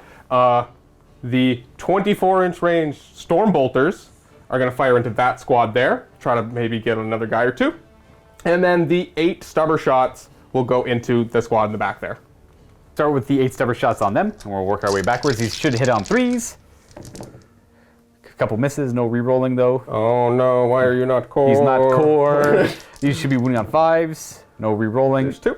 They're AP 1 though, so I'm gonna go back to a 3-up save. We'll start over here. I think I have to anyways because he took a save earlier. Make 1, fail 1, he dies. That's it for the firing at them. Yep. So I'm just gonna go ahead Oh, and sure, yeah. see if I reanimate him on a 5. There's no characters nearby, so I don't get to re-roll it. Storm Bolters. And so 2 misses with an explode Yep. And he's wounding on 5s. AP of 1 right now. for 2. 2A. We'll start there and work our way over. We do have cover on this, so 3-ups. Kills that guy. Okay. And then 5 up to reanimate. Reanimate. No, Reroll. no luck. We Oh, are okay. near character. Nope. Undying Legions does not help. Then the rest. Heavy B. Heavy Bolter. 3s to hit. 1 miss. Not bad, but 1 explode too. So everything hits in the end. Okay, I can take that. He's toughness 6. I know, that's the problem. He's the champion. So it's still in 5. Oh, it doesn't What matter. the heck? 5 wounding hits. Okay. Those are going to be 4-up saves. I've already used my reroll. Okay, he tanks 3 of them, but he does take 4 damage. He's got 7 wounds. He's got 3 left. Picking me to pieces here. And then we have the Crackstorm and the Onslaught. Oh, we'll do the Onslaught. Onslaught first. Yeah, I honestly keep forgetting about the Crackstorm. 3, so we have 3 misses, and then these are strength 6, so these are going to wound me on 4s. All right, give me some 4s. Oh, we got some. These are all AP 1, so 4 more at AP 1, back to a 4-up save. Failing 2. He's got 1 wound left. Can the Crackstorm do it, or else he just starts healing a wound every turn? A D6 each, and there's 2 of It's them? 2 shots. 2 single shots to strength 6. Oh, okay. Boom. We got, okay, he's gonna survive that. There's still more shots to be had though. Okay, we got 5 intercessors firing 10 shots into the Overlord, hitting on 3s. Bring down the tyrant! Please no. Got a few 2s. All right, I'm happy to see some 2s, but we have a couple 6s, so 2 more exploding hits. Yep, and okay. Wounding on 5s. We've been doing well. Rerolling the 1, single 1. Okay, yep. Dan's helping here. Nothing 2 though. wounds, no reroll. Give me a Double 4. He's got, that's his invuln. He's okay. So I don't think there's any more shooting that can go his way because of the obscuring terrain. frustration. He might be okay, but we have to deal with the charge still. The champion twist keeps him going. Okay, now it's just going to be a very slow, arduous process of healing back up. Oh, he doesn't have enough turns to heal back up to full, but yeah, Resurrection Protocol might right. kick in. I heal 1 wound every turn with him. Well, enough of the Overlord. Over to the other exciting stuff. All right. Lord and Lordan. Lordan, go! Multi-melta. Is Stormbolter going to him as well? Yeah, we're just gonna put everything into there. Yeah. Well, the first hitting on 2s, rolling 1s, because he is core. Worth. Nice. So the CP was already worth It's it. already got you worth, yeah. 3s, no, 4s to wound. 1 wound. And then we're going to spend this CP. Command point, yeah, reroll. No. Ooh, just 1 wound. Never works for me. I should have a 6-up save against that. It's down to 8 remaining command points for Cullen. I have a 6-up armor save, which I will fail gloriously, so d6 damage. Yep, not within 12, so give me the 5. He's got 19 wounds left. Oh! 19 wounds remaining. He's a thick boy. And then just storm bolters. I can't see the 1 die that It's rule. 2. It's a 2. All right, so we got the exploding hit. And wounding on 6s. 2 wounds at AP 1. 3 up. Make 1, fail 1, 18 wounds. Okay, sure, I'll take an extra wound. A little chipping away at it. Devastators. 4 heavy bees coming his way. -1 to hit because they moved. Yep. Yeah, and this guy's behind a tree, so He's already same behind the tree, difference. yeah. So 12 shots. So these ones on 3s for the Signum, Ooh, that's 2 more exploding hits. We'll put those in later. and then 4s. Okay, not bad. A few misses, but we got 4 more hits because of the 6s. Boom! And then these are wounding on 5s. Toughness 8. Yeah, well, hopefully I roll a lot of 5s and 6s again. There you go. That's 6 more wounds. 3-up save. Every fail is 2 more damage going through. Not too bad then. He's down to 16. We did 8 damage to him. I had no expectations of actually like killing this thing this turn, so it's just trying to whittle it down. I think that's a respectable amount of damage. And then these guys here, they do not have rapid fire distance. I considered possibly steady advancing, but it does cost 2 CP to get 5 more shots. And Right, that's how you start blowing them fast for like no real good reason. yeah, I'm at 8, but I still need a lot for combat and interruptions there. So, fire on 6 or 6s explode, 3s. Oh, this is in the destroyers, by the way. Yeah. Right into them. And we have sight because we're in the terrain there. And these are wounding on. This is the last thing to fire, eh? Did they? I'm not gonna whirling onslaught. They haven't fired yet. Oh. So you're still wounding on 5s. I could have made it 6s. Oh, but I it see. wouldn't have mattered. Look at that. Okay. These are AP 2. I am in cover on 2 of them if I want to be. But I don't care too much. We're going to put on the back guys. I don't want to lose any models, though. It's AP 2. Yikes. We'll lose that. We'll start putting him on the guy out front. We'll see how that does for me. Okay. I should have a 4-up save. Well, it didn't matter yet. He takes 1 damage. He's got 2 wounds left. 2 wounds left on him. And then these 3 guys, 6 shots into the building, trying to get, maybe we can Finish peel that guy off. Yeah. We got. They might be within 6 for wisdom. Actually, we know they are because you. Oh, yeah, I did. You purposely moved them there. Look at that CP already. Well, it gets you 1 more hit, but 2 more exploding 6s. And 5s. 3. Okay. I have to do 2 at a time because he's got 2 wounds left. Right. It mattered. Cover helped him. And then the last one, double mattered. Hey. So still not dead. He takes 1 damage. Down to 1. Down to 1. There we go. That will conclude shooting. We got some charges to resolve, though. We're gonna roll this one first. Ooh. I guess they're the target? Yeah. I will Overwatch, and because I'm behind the defense line thing, I do get to hit on 5s. Yep. It might be worth it. You might be able to. I would love to kill 1 guy off, yeah. It's going to be 8 shots because of rapid firing on 5s. Ooh, it only got me 1 hit. Oof. Which doesn't even wound. Ooh, feels bad. I'm down to 5 command points and bring on the charge. A 5 should get you into the wall. All you have to do is touch the wall. Yeah, he's off. He has to be able to touch the wall to make the charge into them. So yeah. Yeah. Because like 3... Let's see if I can't do this with the widget. I'm pretty bad at always doing this with the widget. Let's start here. No, let's start here. Like, I'm moving his model, crap. Okay, I'll hold the model. So you go like there, and then let's see if I can do this. Yeah, you're keeping it good. 1 and 2. You touch the wall, yeah. Like, why does the tape measure look so far off? Maybe I just did the widget thing wrong because the tape measure is like saying we're off. Like, let me like see like. So that's 5 from the wall here. Yep, and you're not touching the base. So I guess okay. I just did the stupid widget thing horribly wrong, obviously. Oh, you know what? It was 5. You did 3, 2, 1, 2 for 6 inches. Oh, I did do that, didn't I? That's what you did, yeah. Yeah. Okay, so yeah, that'd be 6 inches. That's why I look like. Okay, anyway, so you could re-roll it if you want to. For a CP, and you're at, but then you have discharge over here, which we don't even know the distances anymore. That looks like it's 9-ish. I know. I thought I was doing this in the smart order, and now I'm like regretting it. It's a 9-inch charge, yeah. It looks like I'm within 10. Oh. Okay, so we're having a hard time deciding over here because obviously they wanted to charge Lich Guard and beat him up with their power fist, right? That's a great target to kill. That's good value. But you were able to get that value with heavy bolter shooting. Right. So now like this movement is a little awkward because, okay, I can still charge a guy. You do a 9-inch charge. You pull out a lot of your character bubbles. Yep. Yeah, I leave them unsupported in the open, in the middle of the board, with a monolith right there. That can and the Lich Guard that could poop out of it. Right. Or all the stuff moves in and tries to charge me, which is really bad too. Right. But with full character support. You'd have full character support, hero conventions, all that good stuff. It'd be a big, but then you're stuck fighting over there. Yeah. And like you could charge, it's a 9-inch charge if you kill him. Like at worst, you're stuck over here and he's not even dead because of resurrection protocols. But then again, you could force him to use resurrection protocols now and then force him into a weird position wherever he would resurrect. And I'd have more wounds though. I don't know. It's weird. But at best, he's dead, and you're kind of out there in the open without character support. So, like at best, he's dead. You're over here in the open without character support, and at worst is you're out in the open and he's not dead. So I don't know. It's also a 9-inch charge. I think I'm gonna play it safe and honestly hope the character support Just keeps him going over there. Yeah. All right, so we're gonna command point reroll this. We obviously need more than a 5, so we get it with an 8. So I don't know if this is the right call. Smashing it over here and gonna cut up some immortals. I don't expect my immortals to survive this super well. I have this guy go over here just because of the wall.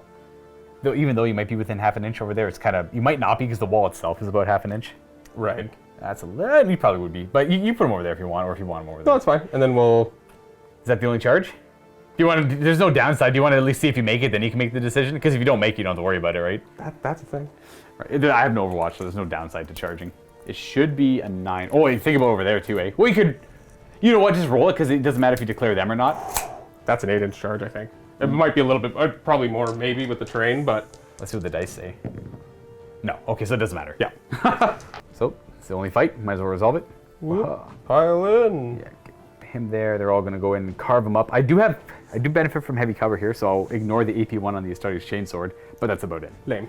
A whole lot of attacks being Outriders on the charge with chainswords. Yeah, it's like chainswords +1, and then they get extra attacks on the charge because they're Outriders. I think their shock assault's 3 instead of 1. Rawr. Hitting on 3s. 6s don't do anything fancy for close combat. Unfortunately. These aren't bolt chainswords. I wish, dude, man, that'd be great. 5s to wound because I'm T5. Ooh, is that 2? Bruh. All right, so I ignore the AP1. I go to 3 up. It does kill the one guy. Bruh. Does he reanimate? No character nearby, so he's dead. What the heck? Guess I'll go ahead and fight back. They hit on 3s, and they are strength 4, I believe. Well, it doesn't- T5. Yeah, so I got 2 wounding hits, but I do get AP because I'm Novak, so these are AP1. And you don't get the heavy cover on the turn you charge. Okay, so I mean, I just get 2 4-ups. 2 4s. I do 0 damage. All right. So Wow. You crush 1 on the charge there. That was an unreal charge. That was something. That's for sure. And that should be it for the Crimson Fist turn. Again, that's all that matters, but we are starting to flank around. All that good stuff. Now the game's about to get real, I think. Yeah, we still have a lot of game left too. All my reinforcements are going to start showing up now. We're going to start getting stuck in everywhere. And Bring any of my reinforcements down. yikes. It's good. Oh no, I forgot. It's good. It's good. You always have turn 3, right? Oh, 100%. All right, for sure. That's definitely part of the plan. You get to answer my reinforcements if they don't show up. All right, we're going to go on to Necron's turn 2. Going up to 6 command points. I got some living metals to do. You're going to go up to 17 wounds. Pretty much for Necrons, anything that has multiple wounds has living metal as well. I say pretty much, I think literally. Your character? Yeah, he does too. And so does the Destroyer. So, Oh, yeah. boom, So living metal. that 2 wounds I did is only 1. It's only 1. We're going to see about getting him nice and healthy throughout the rest of this game. The Royal Warden doesn't have anyone to target with his adaptive strategy. And the Overlord has got 1 core unit within 6 inches for +1 to hit my will be done. So I guess I might as well pick that Immortal. Do better, guy. Yeah, because anything else that's core is just in the Monolith or... I don't even know if Flayed Ones are core. I'm going to go check now, actually. Well, they're not. I'm not entirely surprised, I suppose. So the plan is I want to challenge that. I just feel like I can do it. I want to break it. I need it to be broken. I So need you to not. I would love to get involved in that hot mess going on over there. It's looking pretty rough. Oh, it's a hot mess, all right. Okay, the plan is this turn, I'm going to have probably the Destroyers go and tango with those Intercessors and probably get messed up. Probably end up getting messed up by a Dreadnought, but that's fine. They've still got a lot of wounds left in them. They're gonna act as a distraction. That's you're gonna have to deal with them. They do a lot of damage, right? That's the thing. And we're gonna have hopefully the Royal Warden can move fast enough to get to that objective this turn. And we're gonna use like the Monolith for lookouts there and spread my forces in all directions so my Royal Warden can't get shot at. And then I've got to also tie them up. That's why the Lich Guard have got to come out. He's gonna go over there. We're gonna keep these guys in combat and hopefully they don't die to them. because they lose all their bonuses. So it's going to be like a grindy fight, I hope. Yeah, you don't want me to charge back in and get all the attacks again. So we're just going to have like hard cover back and forth over the wall. I'm not going to kill you. Hopefully you don't kill me either. All that good stuff. I might even charge him in there just to get the extra guy in there going. Like, just adds an extra body, right? He honestly might just do a shot over in that direction, then charge over here or something. That's my plan. And them, literally no idea. They're just going to pop out and shoot guns and try to get a shot off, right? He's probably going to move over here, spend a command point to shoot out the Lich Guard. We're going to have Ophidian destroyers. Like, it's just everything's going to try and get tied up everywhere. And the main focus is going to be the Royal Warden on that objective. He is 10 inches away from that objective. I need to roll a 4 on his advance to get it this turn. Yeah, that bonus is given you. He has no. He just moves 6. You don't get the +2 bonus this turn? No, he gives. They both have Relentless March, which gives it to only core. But to make up for that, they actually move 6 base, whereas the other stuff moves 5. I see. Okay. And then the +1 move for Sudden Storm was only the first battle round. It's like my doctrine ability. So that should be it. We're gonna go into movement, where, like I said, you are going to move. We're just gonna move you to there. Yep. Bam. We're gonna shoot a gun down that way. We're gonna have the Scorpic destroyers, if you could be so kind. Yep. So the front guy can get to there essentially. Yeah, we're just gonna have the guy beside him then with 2 wounds. I'll move the rest over there. I'm gonna have them move like that, have you right up against the wall there. And then the Royal Warden, this is the very important roll. Let's see if we get it. 4-inch advance. Ooh. Oh no! That might be worth command pointing. I'll go down to 5. I think I'll do it. I mean, your strategy. Oh, double 1. Oh no! No! It is what it is. What I might do with this, he's gonna end there. What I might do with this instead is just try and bank on it next turn. Okay. We are going to. Ooh, we're actually blocking the monolith if we do that. Well, I've already said that's a move. I would normally. I'm not going to take that back because that's actually I'm committed to that. The whole plan was to get there. Because if I moved the monolith would have been blocking him also, because the monolith doesn't actually move that fast. Oh, I see. Yeah, so we're going to have the monolith move. I'm going to turn to face. I'm going to go right there. That's all he can do. So I'm going to commit my Overlord now. It's a little scary because the stratagem I want to use only in the reinforcement phase. That is it for moving over here. Now these guys... right? Like, I don't know, like... whatever, they're just gonna hang out. Like, what are they gonna do realistically? Not much. They could walk into the ruin? They could, but then they're just gonna get shot at by intercessors. Yeah, it makes it easier to see, so... I mean, maybe they're just gonna walk into the ruins and take shots at intercessors, I guess, so that's what they'll do. I'm just gonna have them stand in the ruins there. If they get shot at, they're not really part of my master plan, so sure, they're okay there. They'll take some shots at intercessors, maybe do some damage to them over there. They feel offended. Yeah. And then it's a reinforcement step, so we are gonna spend a command point on something. Prismatic Dimensional Breach. Typically, you have to use the monolith before it moves to bring things from reinforcements, but you're allowed from strategic reserves, but you're allowed to bring a core unit after it moves in the reinforcement step. So it gives them that little bit extra leeway. I see. Okay. But it's during the reinforcement step, so they kind of. I wonder what would have been better actually. I wonder if before I move. Now that I realize it, because you can't actually move in the reinforcement step. So if I disembark them, that's where they end their move, right? Oh! Because if I move it, then disembark and then move them, it actually makes more sense to not spend the command point and before it moves. To actually get them out. Because then they'll at least be able to get like here as opposed to just there, right? I'll move them in the ruins or something instead, because he only moved 4 inches. So I put him back as 4 inches. They disembark 3, then move their 6. They get more movement out of that. Yeah, 100. You know what? So before we go to the reinforcement step, I'll just, before it moves, I'll disembark them normally, then it can move. And then he'd still end up where there was. Yeah, that makes... Why would I... Interesting. I'm gonna go look. I'm curious to see why I would use it then. Maybe I'm just having a brain fart. Like, what was the purpose of that stratagem? Okay, so yeah, I just reread the rule. So I'm gonna go back to where I was. Oh no. That's the. I wasn't too sure if it let you pop out 2 units. It might still do that, but that's not important here. It has to remain stationary and then not move for the rest of the turn. So he'd be stuck over there, and then they would just disembark from where it was. They're 3 inches. Right, and then they're not allowed to move anymore. Yes. When they pop out of it, so I might as well move this and then disembark them like to there. It's still gonna be an iffy charge. Ooh, well, I'm still gonna do it. Spend the command point, and then glad I figured that out. Sorry for the brain fart, everyone. And they're probably gonna go up to where the objective is for the most part. I could say they at least that counts as their move. So the monolith is 12 inches away from me. Right. So it's gonna be about a 9. I'll be. Am I with like just outside of 12 or is I within 12? That's a good point. Just to clarify. its rule for the Eternity Gate is if it remains stationary, then in the reinforcement step, things can come out. With the stratagem, it can then move first, and then then it uses its ability in the reinforcement step instead. That's where they end up. They're all wholly within. Well, that guy's too far away. No, I was gonna say they're all wholly within, but that guy's definitely not. There we go. Now they're wholly within 3 of it. So they did a charge over there, so a little committed with the Overlord. If they don't make their charge, he's in a bad spot, but it's potentially a fun gamble, I guess. So as I put down the Ophidian Destroyers, Cullen's going to go ahead and Auspex scan them with the Heavy Bolters. I purposely stayed more than 12 away from the Gravis guys. Yeah, the aggressors, the aggressors there. A little too scary. It's just, that would be that unit mostly, that's not ideal for them. So we're going to, I think it's 1 command point for Auspex scan. We're going to light them up, and there's no negative hit with Auspex scan anymore. Really? 2 command points. We have 12 Heavy Bolter shots coming my way. And you are only 5 models, so I don't get +1. There's 6 models. Yeah, 6 models, sorry. Signum? On a 2. Okay, that's 2 more exploding hits. And on 3s. Because, yeah, they didn't move last turn either. So 3 missed. but 4 exploding hits. Yeah, and yeah, we're definitely outside of Cantor range. But they might still be Chapter Mastered. Because they were Chapter Mastered last turn. You do get to reroll the 4 because of the Chapter Master. Oof, scary. That gives you a couple more hits. No more exploding 6s, but still 4 more extra hits because of those 6s. So there's the 4 extra. And then these wound on 3s. Oh, this is so bad for me.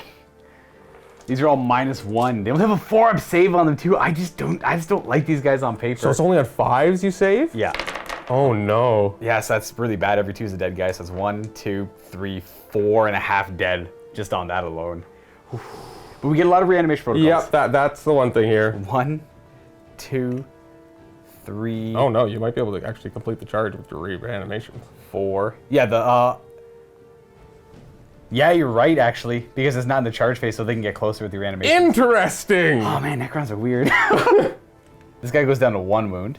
So it's like, obviously I could put them not in Auspex range, but Cullen's got nothing but scary infantry everywhere, and I need more pressure on this side of the table. Yeah, you got a close combat unit, so it would feel real bad to not bring them in to be able to charge, right? Right. So now we have 3, 6, 12 dice I have to roll for reanimation protocols. So there's 10, 11, 12 dice. Every trio of 5+s brings a model back. Oh, come on, give me 1 model back. No. I didn't even get a single one. No! Oh, no! I should have gotten 1. Did you only get, no, you don't get the thing. Oh, no. It's okay, I'm gonna hope we get to Overwatch too if you want to spend a command point. Oof. We knew they weren't gonna do much. I could have put, I could have put them outside of 12 of them and charge over here. That's not gonna do me any favors. I could have put them over here. You would have to be outside of 12 of these guys. I could have charged the intercessors. That would have done me nothing also. Like, that doesn't matter over there. All of this matters more. And I just took the gamble and it didn't pay off. So, that's bad for them. And then I gotta put my flayed ones down too. All right, flayed ones, there we go instead. No Auspex scan for them, they're perfectly safe. Maybe they'll show up. They'll be able to do something cool with this. That should be it for the reinforcements. We're gonna go on to shooting, where I don't have a whole lot of it. I have this one Immortal, who's gonna take some shots at the aggressor. Fire! He's got 1 shot on a 2, because of my will be done. And that does result in a wound. Hallelujah. Do I have a AP? It's -2. Ooh, so 5 up? You're fine. You make the save. Then these 4 Immortals are going to shoot at the intercessors. Some might be rapid firing. I'll go double check that. All of them are rapid firing on 3s, though we only have 3 hits. No. 4s, 3s to wound actually. All at AP2, but you should have cover because I'm going over the lip of the... So 4? Yeah. I kill none. I do 1 damage though. The poor Monolith does not have any line of sight to over there because you're obscuring terrain. I'm not quite touching it. We are going to fire everything at those intercessors over there though. Would you like to transhuman them? I got a 6 left. Yes, you have 6 left because of the Auspex scan. 6. I think I will because it seemed to do quite a bit last turn. All right, so going down to 5. Going down to 5, and we're gonna fire everything. We'll start with the blast. It's gonna be 6 shots this time. So the transhuman shell work a lot better now, I think. Yes, okay. So these hit on 3s. Okay. Oh no. A couple misses. And then these are 4s to wound instead of 2s. It didn't stop any. Ah! It's -3, but you are in cover, so you have a 5-up save against it. And there's 3 of them or 4 of them? 4 of them. 5-up save? Yes. So 2? So that's 3 damage each. That does kill 2 of them. That's this guy and this guy. And then let me see if I was rapid firing. That would have been rapid firing, so here's the first half on 3s. We have 4 misses, which is average. That's 8 hits so far. If I could pick up these dice. Second volley. Ooh, a lot more. Not 5, 6, 7, 8 misses. So we have 12 hits in the end. There we go. All right. And these are 3s forced to wound because of transhuman. So it stopped 3 wounding hits. We have another 6 coming at you at AP2, so you have a 4 up because of cover. And I kill 1 more. And I wound a guy. Yep, so... Oh, I probably should have. I forgot there was a guy wounded there. I should have done the other shot. Oh, first. yeah, that's right. That's fine. Whatever. We got 2 guys left over there. We did some damage. I'm okay with that. I guess you had just... That's it for shooting. So we have some charges. He's gonna charge over. Oh, no! 11. He's a monster! Let's go right there. Dude, I think you rolled your big charge. I know, it's so sad. Okay. Okay. Who's important? Right. We're gonna charge. The flayed ones are going to declare a charge against the intercessors and the, what are they called over there? The heavy bolters, the Devastator squad. So this is the flayed ones? Flayed ones declaring a charge. And just the intercessors and the heavy bolters, Correct. Correct. Ugh. Yeah, I think I'm not going to. All right, this is a 9-inch charge. That's an 8! Oh, I get +1 because I'm Novak! Oh, no!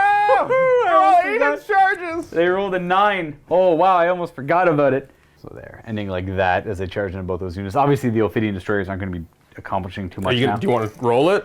Yeah, sure, whatever. I'll try it. They'll go for the Devastators. They have to like go Like an 11 or 12? Yeah, not a 4. Lich Guard are going to declare a charge against the aggressors. That's the Overwatch? Yeah, I gotta. Okay. I mean, obviously, if you went there first, I was like, sure. No. So we're going to have you go down to 4 command points on this Overwatch. Yeah. All right, so we got the D6 shots first, which should be 5d6 shots, random shots. Oh my goodness. Well, I was going to say 22? They're blast weapons, so no matter what, you get the minimum 3. That's an excellent roll. By the way, for the reanimation protocol, I couldn't re-roll for Undying Legion because I'm not near a character. Yeah. For the protocol. So this is the grenade launchers? Yes, these are 6 to hit, not exploding. Rerolling hit rolls of 1 though. And a lot of hits. 2 rerolls. Another hit. 1 Very extra. Nice. So that many hits so far. We can do those with the. So that's or you can roll them up to wound now. 9. Sure. 5s to wound to that. Rerolling any 1s. Wow. 6 wounds. Very nice. Sure. Okay, here's the bolters. Show me them 6s. I need to roll the same thing. 6 to hit. Rerolling any 1s, and 6s count as 2 hits. Rerolling. Oh, 4 more hits. 16 hits on the Overwatch. 5s to wound. Quite a few. 4 or 5 more. 3, 4. 4 more, so that's 10 in total. They're all AP1, but I have a lot of them in cover. I'll start with the guy furthest away, and we'll work our way to the middle one's the most important, so we're not going to do him, so we're going to do 3 at a time, essentially. So I can do 6. They have 2 wounds each. So we're looking for 3 up saves here. Hey, at least these guys don't have stupid shields. Right, to make it a 2 up. So that's 1 guy dead so far, and 1.5. So okay. The guy furthest away is dead, and I can't put them closer because this is a charge move. And then the guy beside him has 1 wound. That's it for their firing. So I get to reanimate the 1 dead guy. I get to re-roll 1 for the character nearby. It didn't. Still didn't help. So we are going to permanently. Well, we're going to lose you for now. We have. So how many attacks did I just take? How many was 1 guy have? They have 3 base. Okay, so I mean, I took out 3, 4 attacks. Put a wound on you, just down below. And then they needed an 8, but they get +1 to this roll. That's a command point reroll. I'm going down to 3. Oh! Well, that's a little rough. Things are not going according to plan this turn, but that's Warhammer for you. Well, that means these Scorpic destroyers. I've committed, so they're gonna declare against the lieutenant there and the aggressors. Ooh, they're gonna go this way now. Okay. They get no reroll +1 to this roll. Stop. That's a 3-inch charge. Dude, you needed because you had +1, like you needed a. I know. What, all you needed was a 6. I know. I'm aware. Okay. Interesting. What do I do? The Overlord's right there in a bad spot. Man, do I go in there and try to take out a couple of aggressors with him? So what? I don't even know what that's going to accomplish me. You know what? He's not going to hang back because the other guys didn't make it. It's probably not a good idea to charge, but at this point, I've just failed 3 very important charges, so cat's out of the bag. Hail Mary. Bam. Okay, he rolls a 7. I was like, dude, if he rolls a... So he was declaring both. He was supposed to do both the units. Okay. But you know what? I'll just say I was going to be the aggressor. I'm just going to end up there anyways. So he's going to end there. We'll stay an inch away from the intercessors. We're not going to declare the intercessors as a target because I didn't say it. And that is it for charging, and we're going to start fighting first with that Overlord. Heck yeah. Oh, he is just going to fight those aggressors. Would you like to transhuman? He wounds on 3s normally. How many attacks does he have? Oh, he's got a lot. 8 with the Blood Scythe. No, he's got even more now, actually. He's got 12? Because he's got 6 attacks base, and every 1 attack is 2. It's AP 4, so no save. And 2 damage each. Yeah, I think I will. It's just pretty much -1 to my wound. Right, I'm just like, I don't have that many command points left. I may have been a tad aggressive, but... Oh, I see. So you're going to go down to... This will put me down to 3. Yeah. So I will do it. Okay. These are 12 attacks because of the Blood Scythe and the Champion Twist. 2s to hit. They all hit. Very nice. These are 3s to wound because I'm strength 7. Sorry, 4s to wound because of transhuman. So you stopped 2 wounding hits. And then these are, each pair kills an aggressor. So it kills 2.5 aggressors. I have feel no pains. Oh, you do. That's right. So you have to do... oh, heck. So yeah, it's kind of, you have to do them 2 at a time. I guess you can do 4 at a time. No, you can't do... Could you do 4 at a time? Yeah, you can do 4 at a time. So you can do 4 at a time. So the first 2, 6 up, feel no pains. So it still kills the guy. You have to make 2 to save a guy. Exactly. And then the next one is 4 more saves on the guy. I think I'll just leave this guy and pull this guy instead. And then 4 more for the next guy. Two 6s keeps him alive against these attacks. Ooh! He does just die. And then we have 2 more on one guy that's not going to kill him, but he might be able to mitigate some of the damage. He just takes 2. He's got 1 wound left. He's still alive with 1 wound. We'll just pull... That's the sergeant, so we'll pull this guy. Oh, you know what? I am gonna command point one of those because I meant to try and kill 1 more. Sorry. Sure. No, that's fine. I fail anyways. Okay. There we go. So I'm down to 2 command points. That's good. Yes, we got 1 guy with 1 wound left. Failed to kill him. And that's it for their attacks. Would you like to interrupt or? I thought about it, and I think like my initial... I think it was partly because I thought this was going to go way different, so I was like in my head doing it anyway. Yeah, I get it. I think I'll see... I don't think you'll kill all of my squad, so come at me. Okay, so the flayed ones make the most sense to go next. Down to 2 command points already. I'm going to start conserving them. I won't use it on blood rights here, so we're just going to have it. What would that have done? +1 attack on a Novak unit, so they would have had 4 attacks each instead of 3. We're going to have the 24 attacks first into the Devastators. And they're attacking a non-vehicle, so every 6 hit counts as 2 hits. Here's the first 12. And we have 3 misses, which is going to be 9 hits, but we have 5 6s, so it's actually 14 hits. Second volley, we have 1 miss, so it's 11 hits, plus 3 more, so it's going to be 25, 28 hits. Ooh, okay. These wound on 4s. Here's the first half. So we have 5, 6, 7, 8 on the first half. That's good, it's a little bit above average there. And the second half, reroll that one because I didn't pick it up, was another 5, 6, 7, 8. So 16 wounds at -2 because I'm Novak. That's cool. 5 up saves. Yeah, this is kind of scary. So it kills. Every 2 fails is a dead Marine. Yeah, I think I should have probably interrupted. Tried to interrupt because dead. 3, 4, 5. Yeah. Okay. That does take out the squad of Devastators. So the flayed ones start pushing into the line and taking out some of the enemy heavy weapons there. And then we have 9 attacks into the Intercessors, not nearly as much. These are hitting on 3s. Every 6 is an extra hit. So we have 2 misses, but 3 6s. We actually have 10 hits in the end. And wounding on 4s. Just 4. I have -2. So 5s? But you have feel no pain? I do. So that'll kill 2 unless you roll a 6 or a couple of 6s. Oh, the doctor! Where are you at? So 2 intercessors die. Yeah, that's... See, this is why I probably should have interrupted, because that would have been +2 attacks with Cantor, too. Oh, wow, he's got an aura of extra attacks. Yeah, that's why I kind of... He would have been down to 1 command point. It might have been worth it. I think I'm still at a pretty bad position here. Is that all the combat stuff? This guy gets to fight because he charged. Heck yeah! 2 attacks. Both hit. He does not get anything fancy on 6s. 5s to wound. 1 wound at AP 1. 1 damage. Goes down to 1. Got him. So I guess I'll fight here, because you can... You might as well, because they got that fight. Right, it's the only one that's relevant. So, oh boy, they get significantly less attacks. They get 3 attacks apiece on the charge, and the sergeant... Oh, I charged you, that's right. Ooh, I just gave them extra attacks. That's okay, hopefully that doesn't matter. At least shock assault triggers, right. Yes. We're gonna go ahead and say we forgot to consolidate him last turn. Yeah. So he would have had his base more like this, and then he would have just piled in this turn to fight, because he wouldn't be able to fight from over there. Unless that's half an inch. Oh, whatever. It doesn't matter. In the end, he's fighting. That's all that matters. He's just over there. I won't get cover against his attacks, but I will get cover against their attacks unless they attack him over there, in which case he won't get cover because we're fighting over the wall. Right. So I get this many attacks because I don't get the extra ones from... So are they all into them?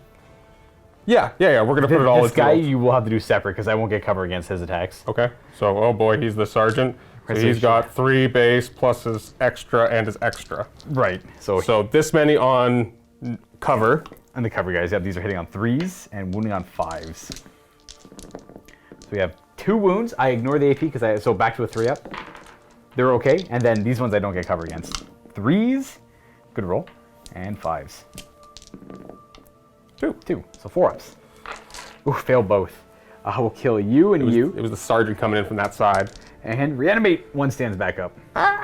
And then I assume you just want to go get him in there. Yep. I'll just go with those 2 remaining ones. They'll attack. Yeah. You can put the wounds on that. Well, you have to put the wounds on that guy, but he'll have cover against these attacks. We have 2 attacks each now. And I throw dice around the table. 3s to hit. And 5s to wound. No AP though. Oh, no. So no wounds then. Okay. You are safe as can be. And we're going to pop back over here, and the intercessors are the ones that can't attack, eh? The aggressors and the intercessors. Oh, right, yeah, because the lich. Correct. Okay. I'm hoping my lord can somehow come out on top in this situation, and I don't see it happening. Yeah, I'm gonna go with my aggressors first. They'll pile in. Yep. And pile a little bit closer, get around. Get here. Get this guy in, and the other guy can still attack from where he was. Yep, from there. Okay. And, they have 3 attacks each, plus 1 for Cantor nearby. Yeah, Pedro Cantor does give them an additional attack. So they should have 5 attacks apiece because of shock assault, minus the sergeant, who'd have 6. So that's 16 attacks coming my way. I'm not hopeful. Yeah, we're gonna hit on 4s because we're power fists, but we reroll 1s because Cantor's there. It's a good roll. So 3s to wound you because you're extra chonky. Yeah. Okay, well, if even one of those gets through, I'm dead. So that's 7. I'll just roll 5. He's dead. He takes 6 damage right there. And I'm going to spend a command point on resurrection protocols. Right. I roll it at the end of, I go down to 1 command point, and at the end of the phase, which is pretty much right now, he comes back to life on a 4 or more. We'll resolve, so he's dead. He can't show up right there. He's got to show up to as close as that place as possible, more than an inch away from any enemy units. So he's dead. You get to do a pile in. I'm just going to, we'll remember where he was. So it's 3 inches? Yeah. So you can kind of force him into an awkward position as well. So he might be kind of like, you could make it so he's maybe more than 3 inches away from the flayed one, so he won't get Luka, sir, but... How so? We'll see. You could like, kind of like come out there. Oh, and just not get closer, but like that. Right, because I guess I'd have to pop up like over there. We'll figure it out. We're gonna consolidate them like that, getting closer to the enemy, but also kind of spreading out a little bit, forcing my overlord to pop up over here. Right, and then these intercessors will just pile in like that. And then attack the flayed ones. Yeah. Got 8 attacks into the flayed ones from the hands without a power fist attached. 3s to hit, reroll the 1. Give me that. Actually, it might be, oh, it's only shooting attacks, it's +1 to hit. And 4s to wound. We have 3 wounds, no AP. I believe I have a 4-up save on flayed ones. So I fail 1. And that's not it for their attacks, but I will, please just take one of the guys from over there. Or it'll be the bad guy probably. It'd be the very bad guy, yeah. Boop. Actually, it was going to be like more like the very bad guy over there. Oh, this guy, okay. Yeah, because I don't think they're really serving too much of a purpose. Oh yeah, because you killed them all. Yeah. Duh. And then you get to do the power fist attacks, which should have 5 attacks because of shock assault and Pedro Cantor nearby. 4s. No 1s to reroll. 2s to crush. That kills 2 more off, so we'll just take the very back 2. And I got 3 reanimation protocols to roll. How many put back? 0. What? And that should be it, the end of the phase. Let's see if ye old Overlord comes back to life with his Resorb I didn't get a chance to use. No. He is dead. I can't reroll that either. It's not one of the listed rerolls. So he did take too much damage and he's out of here. That is the end of my turn. I am surrounding the objective, which is nice and all, but I just took a pretty big hit due to some unfortunate charges. And these guys showing up and taking that big Auspex scan did not help. I was able to take out the heavy bolters, which is nice, but there's still reinforcements that the Crimson Fists have access to, and I'm not in a great position. I'm going to get shut up pretty bad here. So we're going to go on to battle round 3. Oh, we got 1 morale. Oh, we got morale to do. That's right. Ooh, that's a 9. Oh, that's the bad one. Yeah, that's a guy running. Well, you had a wound. I guess you're out of here. And then on a 1, the sergeant runs away too, because they have They Shall Know No Fear. He's not scared. He's sticking around. So I do get a little bit more damage out of that over there. I don't have to do any morale myself. I lost 4, so I can't possibly fail with leadership 10. Oh, the flayed ones do reduce your bravery by 2. So you lost 2 models. Oh. And it brings your bravery down to 7, unless Pedro Cantor increases your bravery. So not bravery, leadership. They are horrific opponents. So your leadership goes down to 6 on the intercessors. Okay. You're fine. And then the aggressors, maybe as well, they lost a couple guys. Yeah, they would have lost 2 as well. Yeah. That's a 4? So that's a 6 in total. They're fine. Okay, good. They should be 8 at least. Command protocol. Bam. Hungry Void. This is a close combat one. As Novak, I get both directives. So extra AP on 6s to wound, and extra strength in the first round of combat. Command phase. Cantor, give your reroll to the aggressors. Yeah, reroll all hit rolls. And you're up to 4 command points now as well. Yep, and that is all. All right, so starting off in the movement phase. Apothecary, go walk by your friends. Fix them up. It happens at the end of the movement phase, Yeah. so I guess we'll do it then, but he's going to do his stuff to them. Right, if we forget, we'll go back and fix it too. Because we're just stating we're doing it now for sure. Yeah, I still have a lot of thick units near the objective. I know, right? And you're just like, are you just trying to push all the way in? Well, my attempt at pushing you away from it has failed, so it's up to you to pounce on that opportunity. If it makes sense. I don't know if it does. But That's the problem. Like, honestly, the fact that Monolith is actually got in combat is the problem. right, he's defending the objective oddly well enough. Exactly, because it's like, okay, I could probably deal with a unit or 2 and, like, you know, kill the one and push into the other. But then to be swarmed by a thing that just Automatically hits. eats people is... Okay, so as Luka just informed me, he has singular command point left. Only 1. So I don't have to worry about interrupts. Yeah, So he was worried about charging too many things into the Scorpack destroyers. Yeah, and then, yeah, like walking my Dreadnought up, getting ready to do a big character bomb, and then everyone dies, so. Right. So then, Dan, you're needed. Towards the Scorpack. Now, what about Mr. Cantor? Where's he going? I know, that's the question for many people that I don't know if I have an answer to. After doing the math on the wounds and toughness amounts, this is the higher wounds and toughness, so Cantor needs to go over here to help. Alrighty. With these guys. All this stuff's tied up in combat. Is he just going to stay there and try and wipe out the flayed ones? Yeah. Yeah. They're going to just come to an inch away. Yep, Intercessor's moving forward. Actually, I might leave Pedro Just within... Well, he's... Oh, just reroll hit... Oh, give him an extra attack. extra attack and... That means he won't be charging. I know. Well, it's...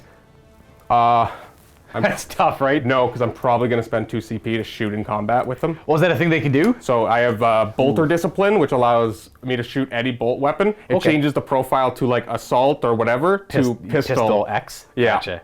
So Okay. my gauntlets become Pistol 3 gauntlets. Nice. Mr. Dreadnought. Moves up 6. Yeah, he, with that 3 damage fist, is excellent at killing up the Scorpack destroyers at 3 damage each. I guess singular dude will... He moves 4 only, though. So Oh he'll go back no! on launches, yeah. Oh no, he goes to here. Yeah, he'll go there instead. He's got a power fist if he makes it.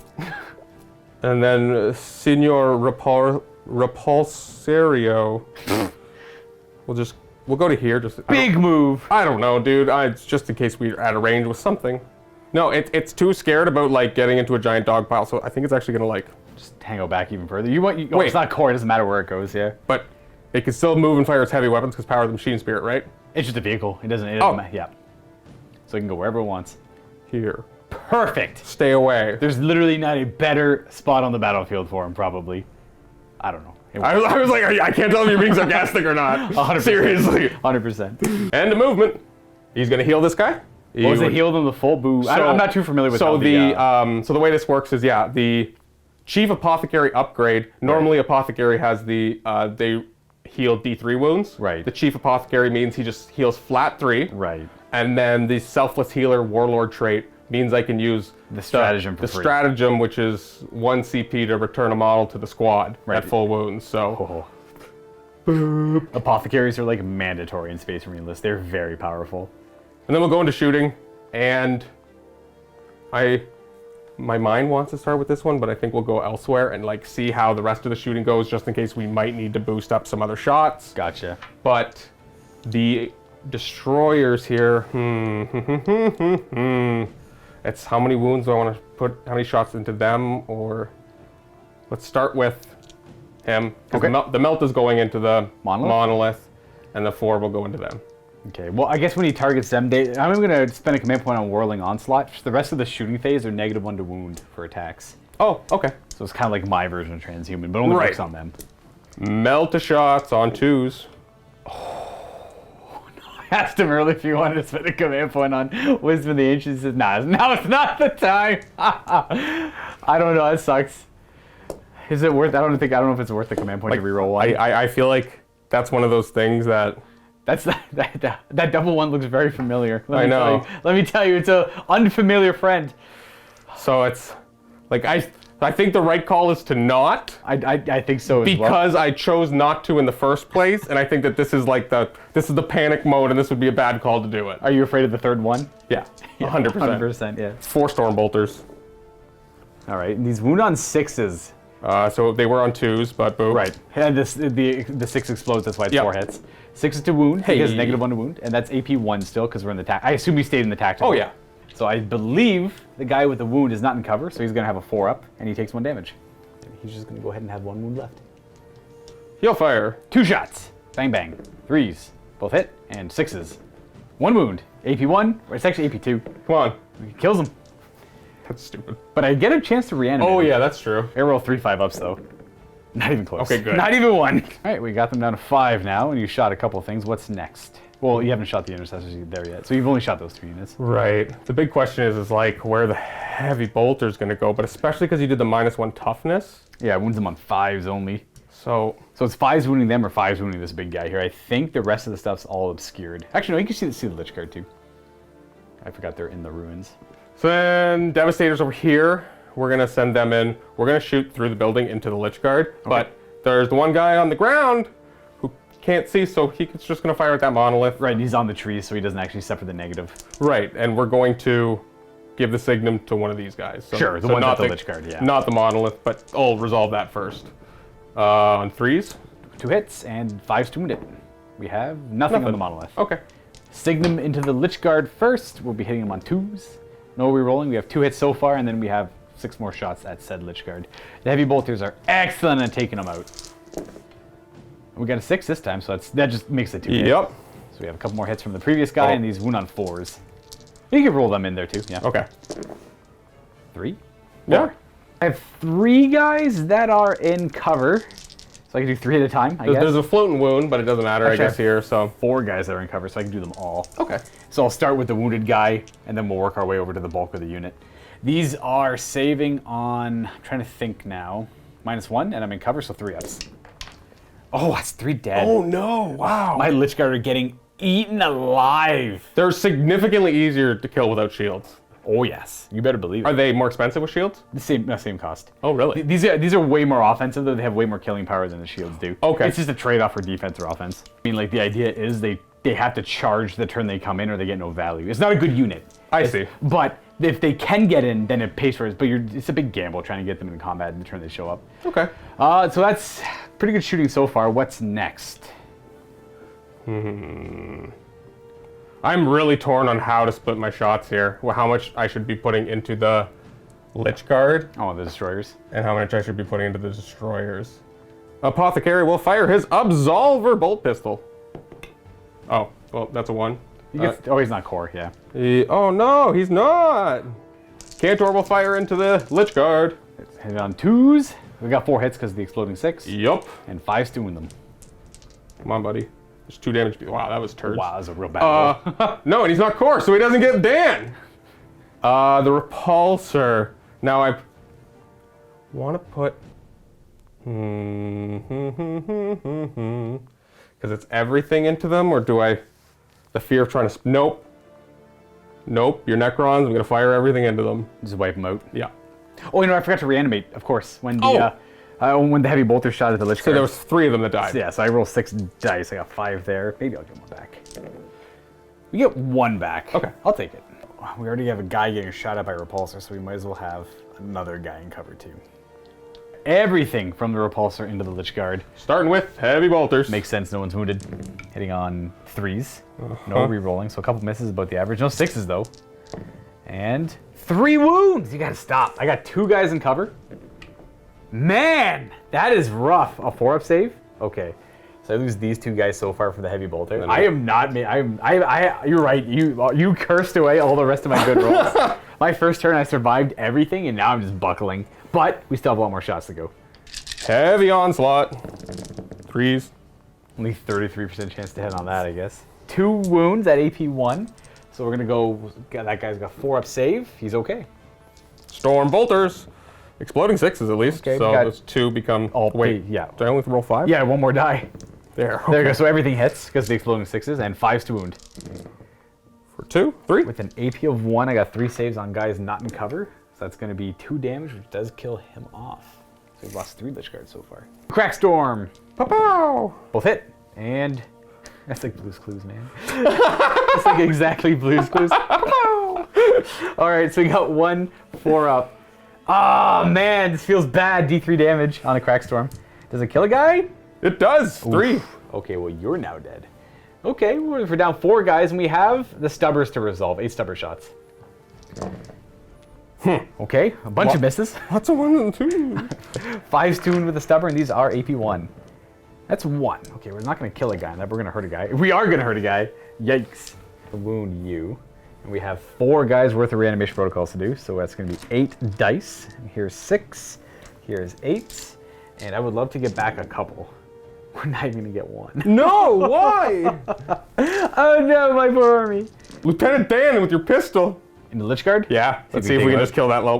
Nope, That's a no, 1. No. Anyone's curious, the repulsor does have line of sight into the. That's why I was trying to kill these guys off, because then those guys are kind of protected by the terrain. Oh yeah, But I see. Yeah, they unfortunately did not die. I should have taken it from the other guys first. Oh well, mistakes were made. I was hoping the cover would help out. I don't think these guys can see them, can they? The Oh, no, intercessors? it's Yeah, the obscured. terrain, yeah, the terrain's in the way there. So we'll fire into there and throw a grenade. 1 crack grenade and 4 bolt rifle shots. Yeah, you got no floating wounds, right? No wounds, yes. So grenade first. Grenade misses. Potato salad. And bolt rifles. 2 hits. It should be 6s to wound here because of the strat, and we're okay. So I'm going to spend half of my remaining command points here and do close range bolter fire. Is that what it's called? Yeah. All right. So it lets them fire their bolt storm gauntlets at 6 shots apiece into my flayed ones. Yeah. As if they were pistol 3 each. So Yeah. pistol 6 per model. Because it's only the bolt weapon, so the grenade launchers don't get it. But hey, it's extra shots here. It is. That's, I'll take them. 6, 12, it's 24 more shots. Now again, the true savage in me wants to just spend 2 more CP and make this all double explode, but I'm not gonna. And 3s, rerolling everything because Cantor Chapter mastered them. Nope, this many more. So 3 misses in total from there, and 4 explodes. And give me 4s. To wound. But I owe you 12 saves at -1. I think I'm going to try and pull from the... I'll do the saves from combat towards the guy in the very back to maybe force it so you have to do a weird charge. Yeah, I kind of figured that this might be a possibility, but we'll see, I guess, how it goes. 5-up saves. Hey, I actually saved enough to keep him alive. Look at Holy. that. So that's going to be 6, only 6 die. That's actually not great. So 1, 2, 3, 4, 5, 6. So if those guys are dead, that means you can charge them real easy. That's not ideal. And reanimate. Reanimating. Stands up 1 more. So of those 6 that died, we got 1 more guy back. Just freed up the other bolt guns. Bad plays on mine. That's okay. Bad plays into bad plays. You can shoot them too. I'm going to go this way and just try to peel off that last wound, I think. Yeah, it makes sense. That's like double mistake. So go for it. Yeah. They're only T4. We have 3s only. 3 hits. Cantor's nearby though, so you get to reroll the 1. Okay. Which helps. And then these are 4s to wound. Oof. There's the 2. There's 2, so you need a -2 as well, so 6-up saves. So it kills the guy. Yeah, okay. Oh, he might reanimate, I guess. Oh, so trip 5 it! Oh, you did it! He actually reanimated. How did I make him gain a wound? Actually, net a wound, because this guy takes a wound and then this guy reanimates. Oh, right, the wound still spills So over. he'll just reanimate to there, I guess. Well, that's kind of frustrating. It's interesting. Whew. All right, big boy charge time. Okay, where are we starting? Okay, let's go. Let's just do this one. The intercessors will charge. Flayed ones? Yeah. It should be a 5-inch charge, it looks like. Okay, they fail. Wild. You have 2 command points. I don't know if it's... Yeah, but why do I always start in the worst? I always think, like, this is the one I don't want to spend a command point on, and then I miss it, and then I'm like, but do I want to spend a command point? Which one do you want to spend the command point on? Like, I wanted to make sure enough gets in there. Oh, these are all pretty much guaranteed charges. Yeah, these are all pretty much guaranteed charges. They can't fail. Is it super important for the intercessors to get in there? Well, I'd prefer if the aggressors didn't have to go... Oh, and fight over there? into the middle of no man's land. Right. But... I looked at... I only have 2 command points left. No rerolls left. I think I'm... That seems so bad to leave. The flayed ones? Yeah. Well, the aggressors could charge them. Yeah, I was hoping not to, again, for apothecary reasons, but I think that's just me being greedy. It should be a 5 or a 4. Oh, it's a 5. It's definitely a 5. Okay, it's not good. a 6, so they can make it in. Whoa, good. Oof, that's bad. Well, at least the flayed ones killed some heavy bolters and they distracted some aggressors. Ending there. And then on to this. All right, Dan. In goes the lieutenant. 3, good enough. Jesus. Good enough. These are near infallible. Cantor! That's probably a 4. I saw the 2 and I'm like, Rah! 8 is good. The champion is in combat. Ancient. Ancient Lord and Lordan. There we go. Lord and Lordan to here. And then the intercessors charging it as well. 11. Yikes. Okay, yeah, that's definitely in. And this guy's, well, this guy's out in the open, but he also has cover from them. Right. Indeed, he does. Whoa, sure, you're gonna kill him and you're gonna kill one. You could charge it if you make it. You can decide. If not, you don't have to worry about it. It's -2 to his charge. If he rolls a 7, that should be good enough. If he wants to make it in. Yep. If some guy lives with 1 wound, I will regret it. So we're just gonna pop all the way onto this flank because Luka doesn't have the CP to fight back. So we'll just begin the the crushing. I guess of I the flayed wouldn't one. have gone into base contact Right, with so him. you can go up and around. So you can go into the other flayed ones. And then I'll push in, push in, push in, And then attack with everyone. in. So they have 4 attacks each, so that's 17 attacks on the charge. Force to hit. Reroll.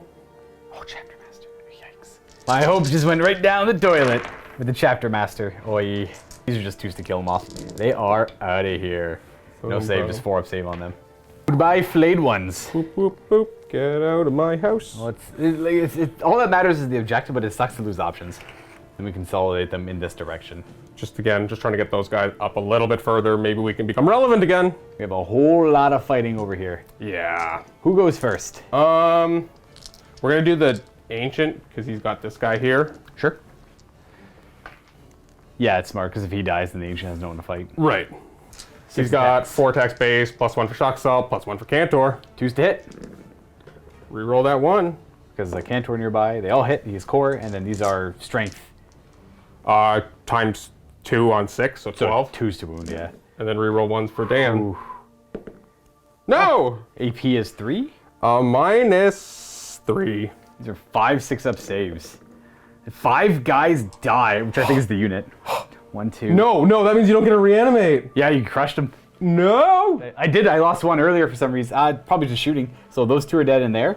And there's then- 2 here and 1 there. Yeah, that crushes all 5 of them. I have no command points to re-roll. I was kind of I was hoping to make 1, like, keep it on the guy in the back there, then reanimate, and then keep them going. Honestly, I just kind of realized that. I was like, oh wow, if they all, like, if even 1 lives with the reanimation, he can, like, hide. Right, that was the hopes and dreams, but you have squashed them. This is not good. Oof, well, that puts me in an even worse position than I was already in. So, well, I guess you get to... None of them can fight, but they can all pile in and consolidate, so we'll let you find cool new positions for them to be in. I guess these things are the closest. Right, be mindful of, like, you could have one guy consolidate and pile onto the objective and claim it, but then he'll put him in threat range of the monolith as well. I have this fight to resolve over here. I'll get to fight first with one of these 2 units, then you get to fight, then I fight with the other one if it's still alive. I'm just gonna hang out just on the other side of the wall here. Yeah, just like an inch away, and The monolith won't be able to charge him. He'd have to go up and around. that's pretty much what I'm trying to do: protect Cantor and Lieutenant from just getting punked by a monolith. Yeah. Go ahead and fight over here. I got those 2 guys attacking. They have 4 attacks currently. I would love to kill that one biker. 3s to hit him, and 5s to wound him. No AP, and he's got heavy cover, so 2-up save. Oh! No! I killed the Outrider. Why is this charge going so bad? Get to fight back. With less guys. Did you want to drag him into combat or leave him outside of combat? I'd rather him in combat. No shooting for you. There we go. Yeah, attack the 2 guys. Attack the 2 guys. You have to do the sergeant separate. Fart. Okay. Sergeant. 3, 4 attacks. I seriously almost did it again. And then he's got 1. Right, so we have 2 hits from the sergeant, which I don't get cover against. So that's 2. I have 0 wounds or T5. And then the other guy doesn't wound either. This is the worst charge. We got 1 hit. 1 wound. Stop. You can put it. It doesn't It matter. doesn't matter. He's good. Okay. That should be the end of the turn. I think I owe you a leadership on the Lich Guard. I lost like a bunch. I rolled a 1. They're okay. So didn't even have to think about it. That should be it. Oh, you forgot them again. He's looking at his reinforcement. They don't. Oh my gosh. Are they dead? I don't even know, man. Just open play. I gotta look at the rules now. You just throw them down somewhere. Just throw them down. Just throw them on the table somewhere they didn't shoot. Hey, look, they're over there. That's why they didn't shoot. We forgot about them again. Inceptors. And where are the other ones going? Way over there. Inceptors. So usually I put this stuff on the side table, and for this time I didn't, and I regret it. Okay, yeah, it's fair. So they're showing up just a little late. Necron turn 3, bottom of turn 3. Here we go. Living metals, might as well do that. That Lich Guard's gonna heal to full, and that Ophidian Reaper is gonna heal to full. Stupid. You'll go up to 18, and I believe that's it for living metals. Movement time. I mean, like, there's still stuff I could do. Like, all I have to do is get that objective, and I'm okay. Like, the Royal Warden can walk up to it. The problem is, like, walking up to it, it puts him in that position there where he's just gonna get absolutely murdered by a bunch of characters nearby. And you got OBSEC on. What's your Warlord trait do? It makes certain things OBSEC, It makes right? everything OBSEC in the 6-inch. Yikes. These guys are gonna move 6.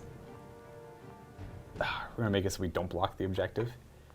That way we can, like, have that guy. They're gonna, like, I don't know. The plan is they're gonna charge something, and we're gonna see where that gets us. Hopefully it's somewhere cool. I don't know. Hopefully it's somewhere cool. I have my doubts. We're gonna have the Royal Warden move on top of it, and that'll be his objective now. So I'm gonna take it off the table, because he's now carrying it. He's scanned the data, he's learned what it is, and you guys had to kill him to get it off his cold, dead body.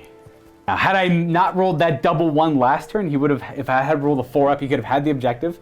He could have moved back here, had the Monolith providing lookout. He could have hit directly behind the Monolith, and the Monolith would have had to die before anyone could get to him. And I could maybe survive till turn 5. It's a little iffy now. It's like a lot iffy right now. The Monolith, on the other hand, you, my man, are going to probably just... I wanted to charge something, but it's not going to be charging anything this turn. You kind of got yourself a little bit tucked in there, eh? Yeah, so he's going to just go into the ruins there so we can see through it, so we can shoot through it. And he might be able to light up some stuff over there. And then we're going to have these Ophidian destroyers who are See, they're not good against... They're not supposed to fight Power Fist guys. I was supposed to have the Lich Guard kill the Power Fist guys because they're -1 to hit in close combat. But you don't care because you have a Power Fist. Oh. These guys are fine here. Those Immortals are fine. They're just going to shoot at the Intercessor, I guess. They're not really going to do much. They're just there to fill up my battalion. Probably just going to end up popping out and dying, wherever they decide to go for. So they can't really... I don't think they can influence the game too much anymore.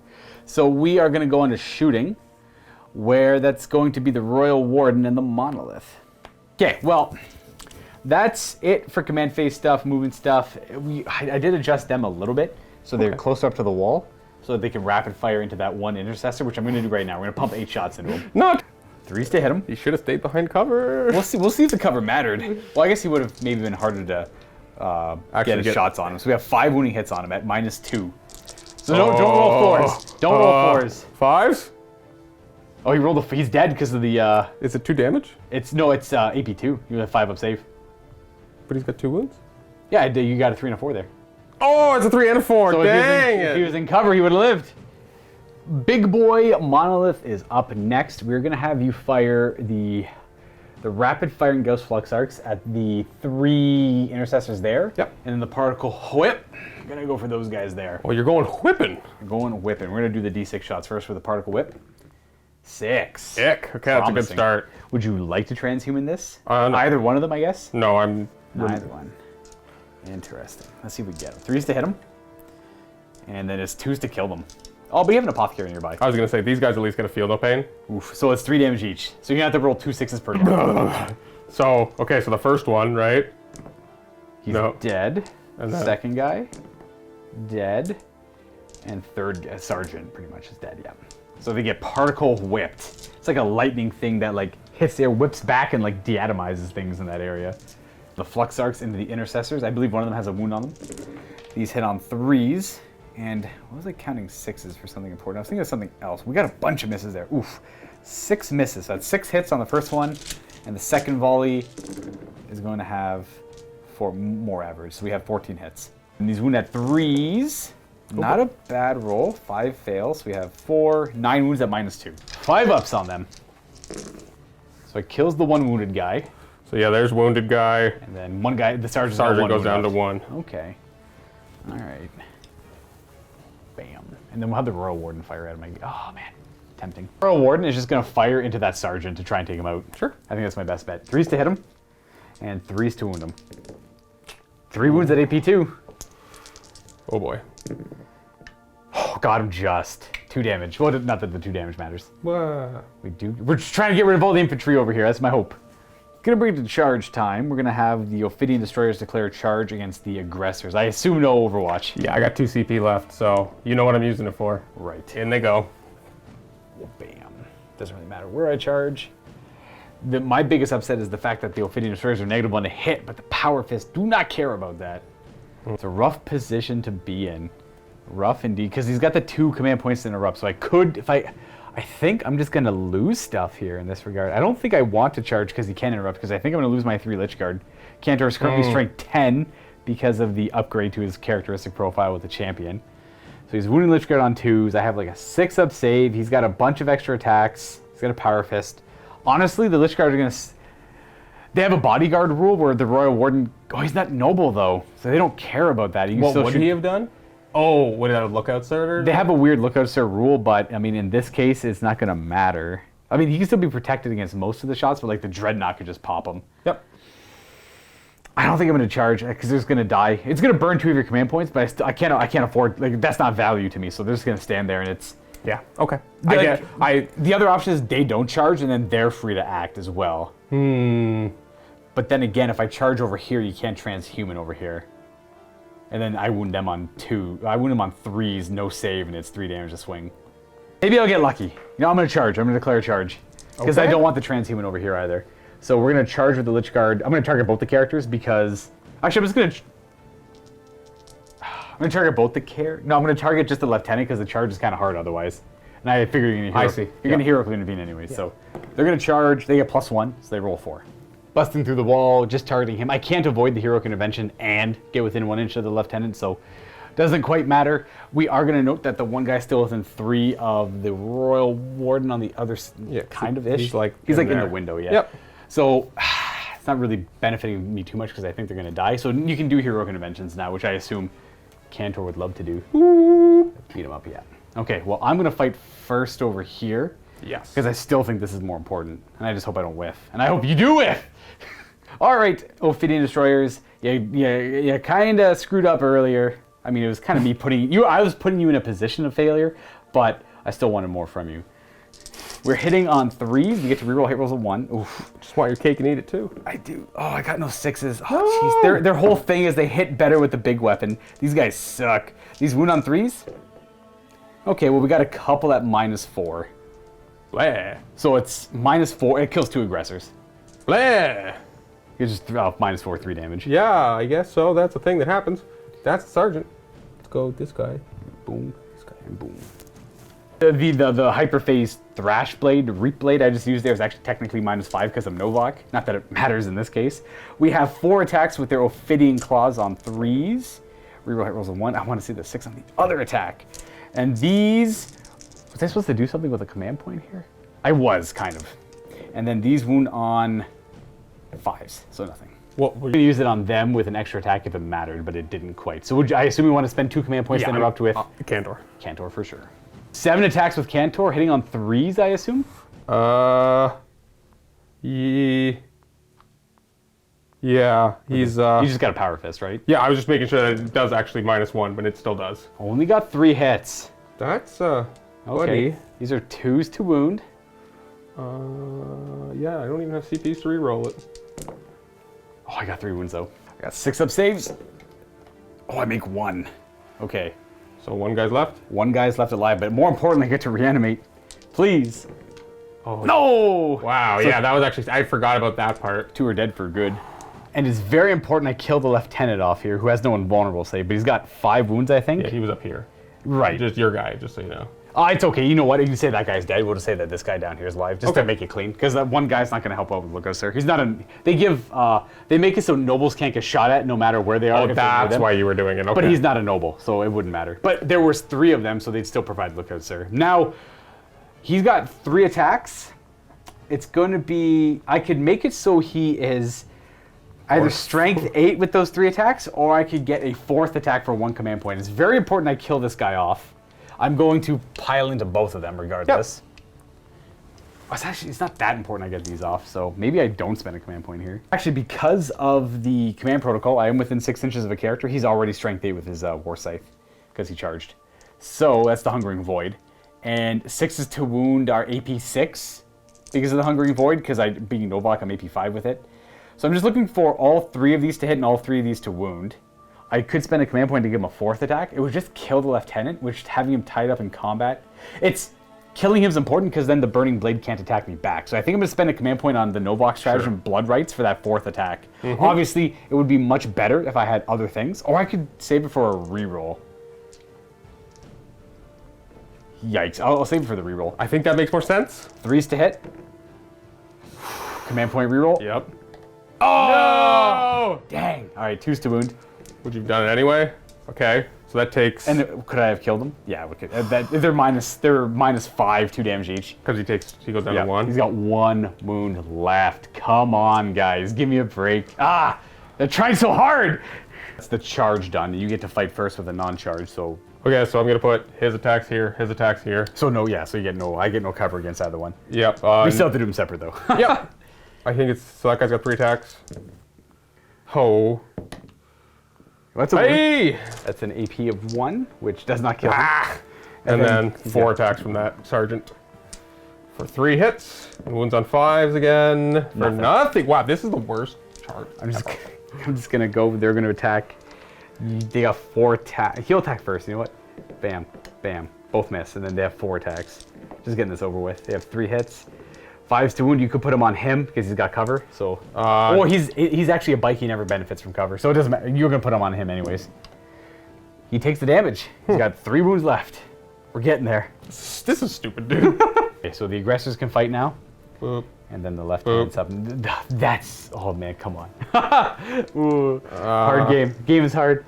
Okay, aggressors, what's up next? I mean, they have. 9 I charged attacks? them, so they should have 9 attacks. Yep. Hitting on 4s, they don't care about my -1 to hit. Boy, they don't care at all. They only have 2 misses. I think they have the Chapter Master trait on them still, so they get to reroll. Oh yeah, that still is a thing. They care even less. 2s to wound. And I get no save, so they're dead. Bam, bam. Punchy. God, these guys are so bad. I'll give them another chance, but that was a poor performance for them. But we knew they were going to do bad, but they did worse than I thought they were going to do. And then the Burning Blade. And 4 attacks on 2s. Okay, we got a couple misses. Why am I roll so many ones? Okay, and this is going to be strength 7. So 3s to wound. -5. Yeah, how much damage? 2. 2, you got him. I probably should have attacked with him maybe instead of Cantor, because he. Well, we tried. That was our little hopes there, and it kind of failed on both fronts there. Didn't quite take them out. I was hoping to spike some 6s. Failed a little bit. You got there. 1 attack left over there. I did both. Oh, okay, got them perfect. out of the way. That's it. That's turn 3. We're on to battle round 4, and it's not looking hot. And for Conquering Tyrant on turn 4, extra range. It'll say a unit can fall back and shoot. We'll do that one. Directive number 2. Cantor, you know what? He's going to be giving himself the reroll because he's been rolling a lot of 1s. Yeah, Chapter Master reroll on himself. Not too many options. And that should be it. Otherwise, you're up to 1 command point. Only 1 on the board for command points. And then we got some movement. So we're going to go here and advance these guys. Start. They go 5 + 4. They go 9 inches. And right back beside the apothecary. So they can walk back to there. And the idea is to get Hey, oh, man, I think I can do it. Yay, he can just stand right in the middle of them. So at the end of the turn, he can return a model and heal him. Nice. And he'll actually touch the thing so he can see through, and so will Cantor. You can walk right in there if you wanted to. Yeah, actually, Pedro will go. Sorry. It's all right. In. Just be. But yeah, an inch away, sorry. Yeah. I cannot reach there. I guess. Pedro's gonna end there, and then Lieutenant Dan's gonna hang out there because he wants to get healed. Yeah, he if he goes on the other side, he's actually outside of 3 of where that apothecary is standing. So Let's not forget the Inceptors now. They get to move too. yeah, oh yeah, we got 12. They have these. Ooh, I can't remember. So it's only 10 on them, but we can advance because their things are assault. 16-inch move on them. Oh boy. They'll fly. They can fly up and over, and then some can land in the ruins. Yeah. Or the other side there. And we'll And shoot then- some guns. I guess they'll be inside. Yep, you can just jump down there. Then to the other side of the table, the other Inceptors. Same thing. Gonna jump forward an extra 3. They go 13 inches instead. So front guy can get to there. Get towards the trees there. I'm just gonna go on the other side of the tree, not to get anything. Dreadnought. Moving up and around the building. And then Repulsor's not gonna move, so end of the movement phase, we'll go into here. We'll heal Dan. Full 3. Full 3. And then model back. Woo! That Chief Apothecary is so good to bring, man. Dreadnought. We'll just start with him because he's easy, and we'll just fire everything into the thing there. Monolith. Double multi-melta. Not Boom. double 1 this time. Hey, both hit. Wounding on 4s. Oh, -4. Big time. 6 up armor. We're gonna make neither. So D's 2d6 damage plus 2 on each one of them. So it'll be 2d6 before. For, wow, 11, 15! He's got 3 wounds left. Talk about big hit. That's yikes. And then the Stormbolter has to shoot at him as well. You can shoot over here if you wanted to, but we're gonna go to the Monolith. And these are exploding 6. These are no longer with AP because we're in the Assault Doctrine. Isn't the 5 though? The 5 does not wound you. Nope, 6. okay. And then we're gonna come over to the other big boy, Repulsor, into everything. Let's just try to Finish him off. Might as well. Heavy bolters might do it. I guess there's a chance that like the 18-inch range ones don't get it. So yeah, You could have moved in range to do it. That's true. Yeah. So just nudge him forward, get him in the 18. whoop. This is the cleanup.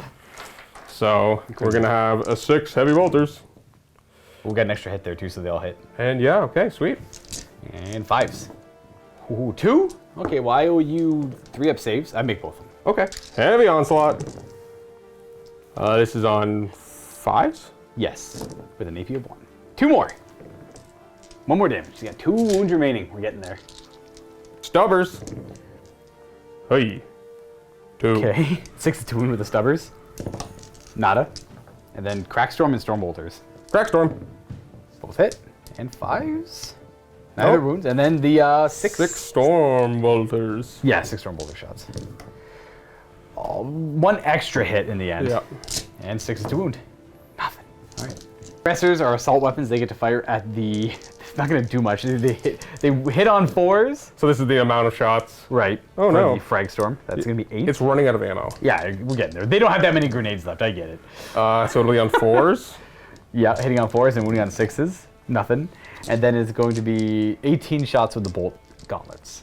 And this is a bolt storm gauntlets on 4s. Give me them 6s, please. No explosions! No 6s. We're out of grenades and exploding bolt rounds. There's 2. Okay, well I owe you 2 up saves because there's no more AP on those. 3. Then, I didn't want to have to do it, but heavy bolters! heavy bolters into them. It's going to be 12 shots. Signum on 2s All hit. and on 3s. Couple misses. 3 misses, but 1 6, so 1 more shot in there. Exploding 6s. I can see the ammo is running dry. Yeah, but hey, we got it when we needed it, which was the beginning. 3. All right, so I owe you 3 up saves.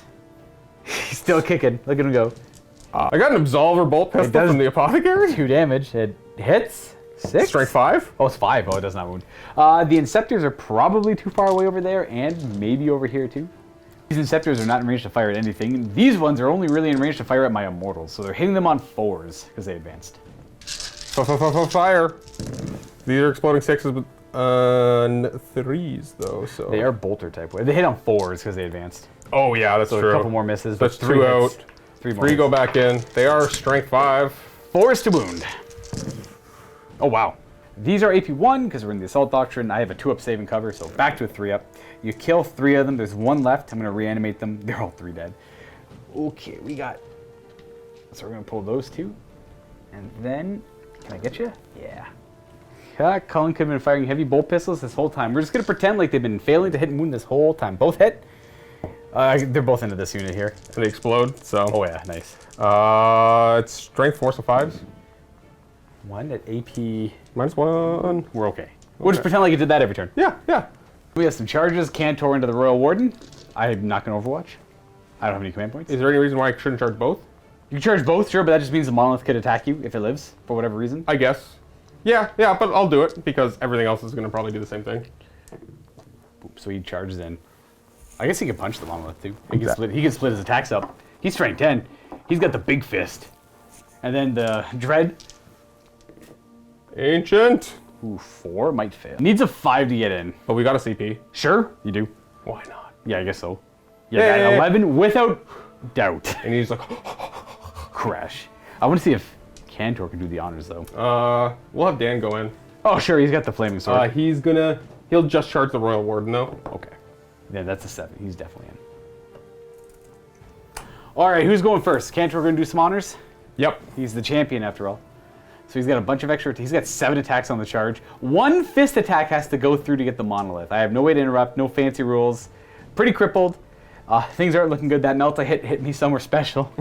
So we're gonna go half and half with Pedro's weapons, but the 4 into the monolith, the 3 into the warden. Oh, okay, because awkward numbers. So 4 into the monolith or 3 into, up to you. We'll go monolith first. 4 in the monolith. He gets to re-roll everything because he chapter mastered himself. He hits on 3s though. Yeah, it's gonna be like, still misses 1 though. He's strength 10 right now. And your monolith is T8.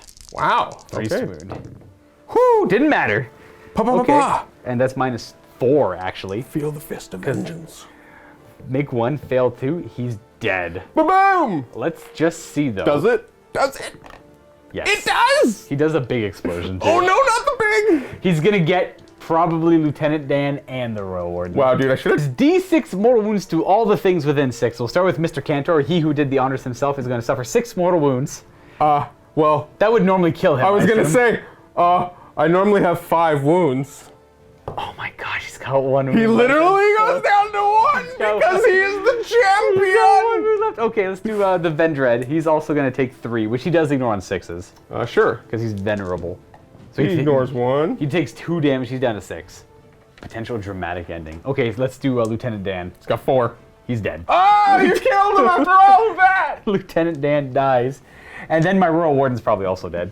You better believe he's dead. Oh, man, dude, what if he didn't die? And then, like, I couldn't kill him back? Cantor still has 3 attacks to I put know, into but him. if he missed them all. It's true. It's true. So you get to put the objective anywhere you want. And we're going to say you're not touching the base of the monolith. You're just in range to attack it. So you can put the objective right beside Cantor. And then when he consolidates, he picks it up. Okay, perfect. So we're just going to say he's got the objective. Well, because the monolith's gone, right? The monolith is like super dead. I was trying to make him not fall over when I grab the monolith. Yeah. I'm gonna leave him up there because the nearest enemy would be like over here or something. That's perfectly fine. He's got the objective. The monolith is dead. A lot of collateral damage though. You know, it's kind of funny. Yeah, like... Even if he died, you still had a lot of infantry nearby just to walk up and grab the objective. Yeah, like, I mean, again, because it's all kind of whatever, like, maybe the Apothecary should have charged for a Feel No Pain bubble for the... But, like, what are the odds of that, That's right? true. Like, I liked the explosion. It was a good way to end it. With that, I will concede. I have left in me 1 Necron Immortal, who's in the building. Yo, I hate them, by the way.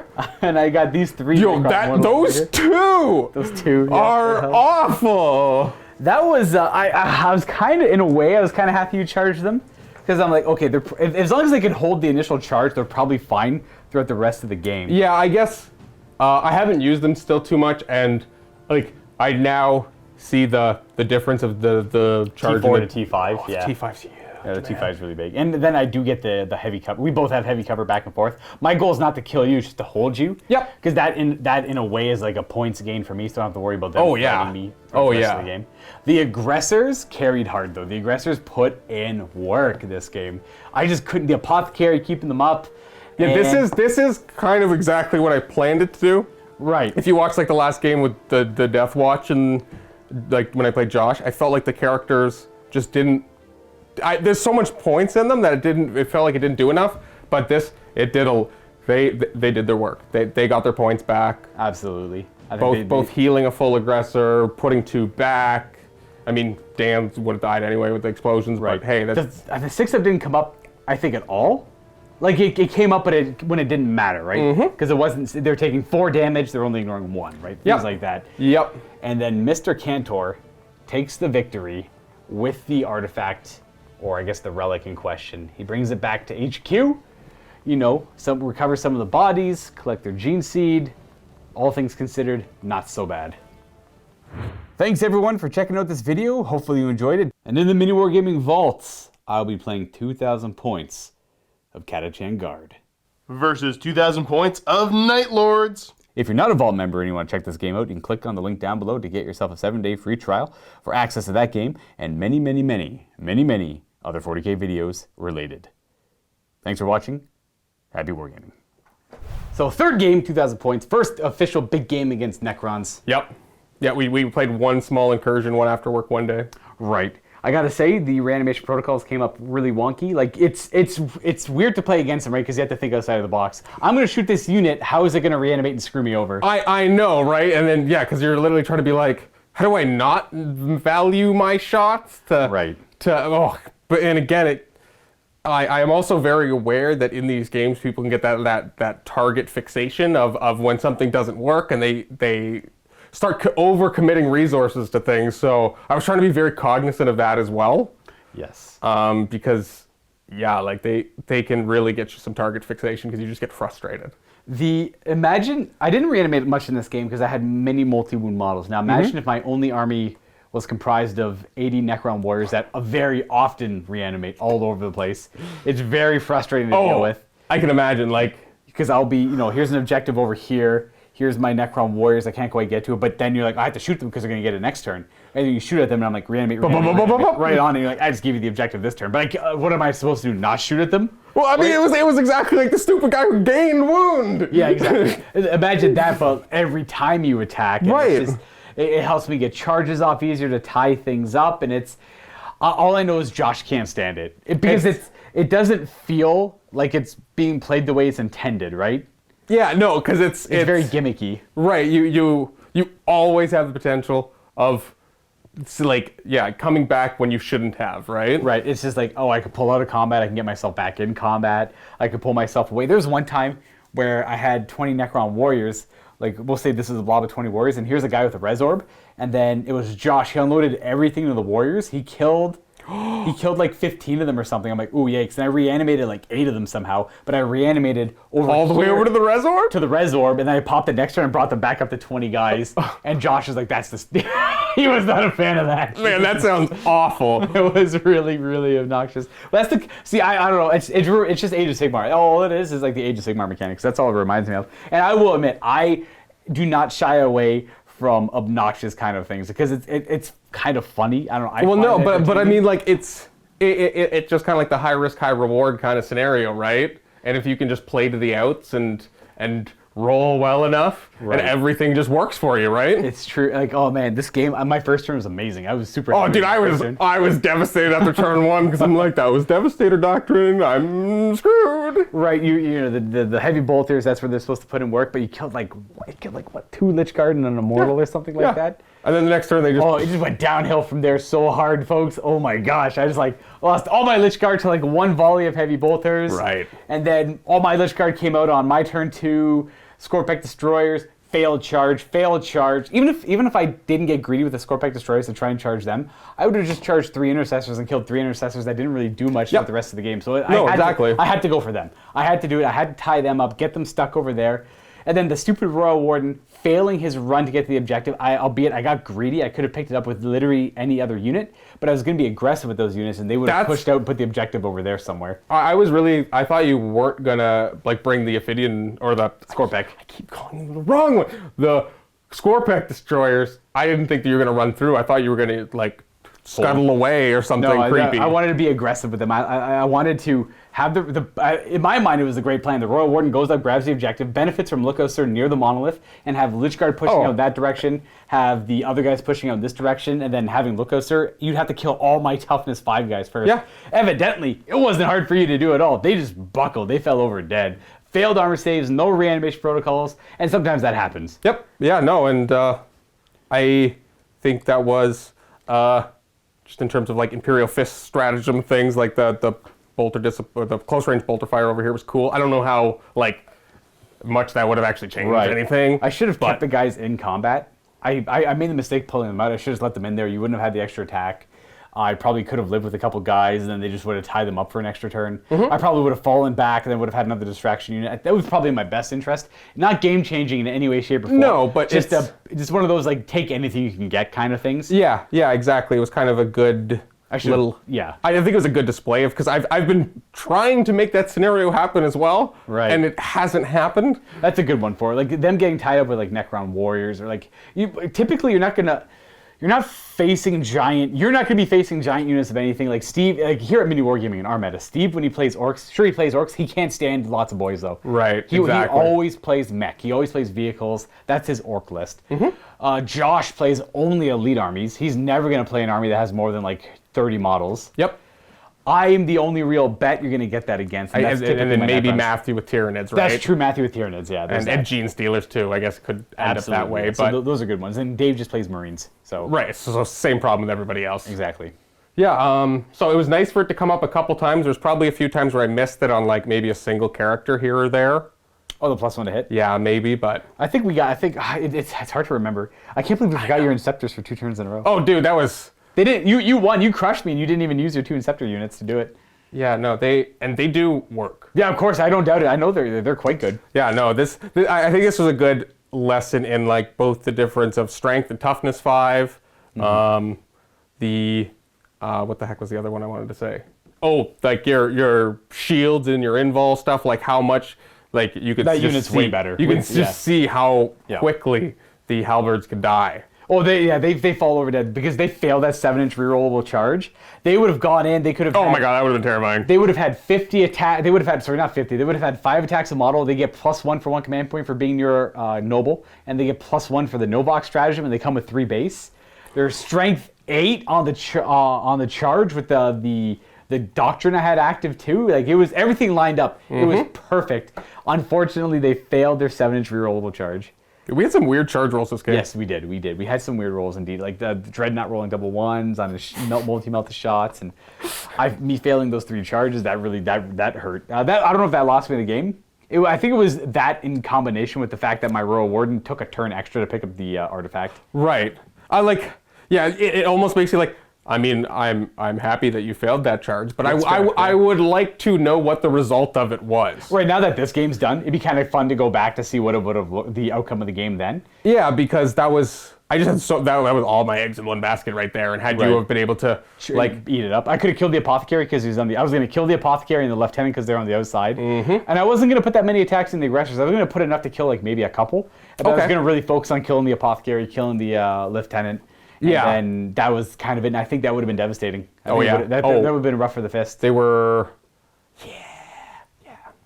Oh, well. It is what it is. Next time we play, you get the other Necron list, though. Oh, boy. Yeah, that's what's coming next. So the next time you see... you get next. Crimson Fist versus Necron. The Dynasty. We're going to get a lot more +1 to hits. Let's just say that. Absolutely.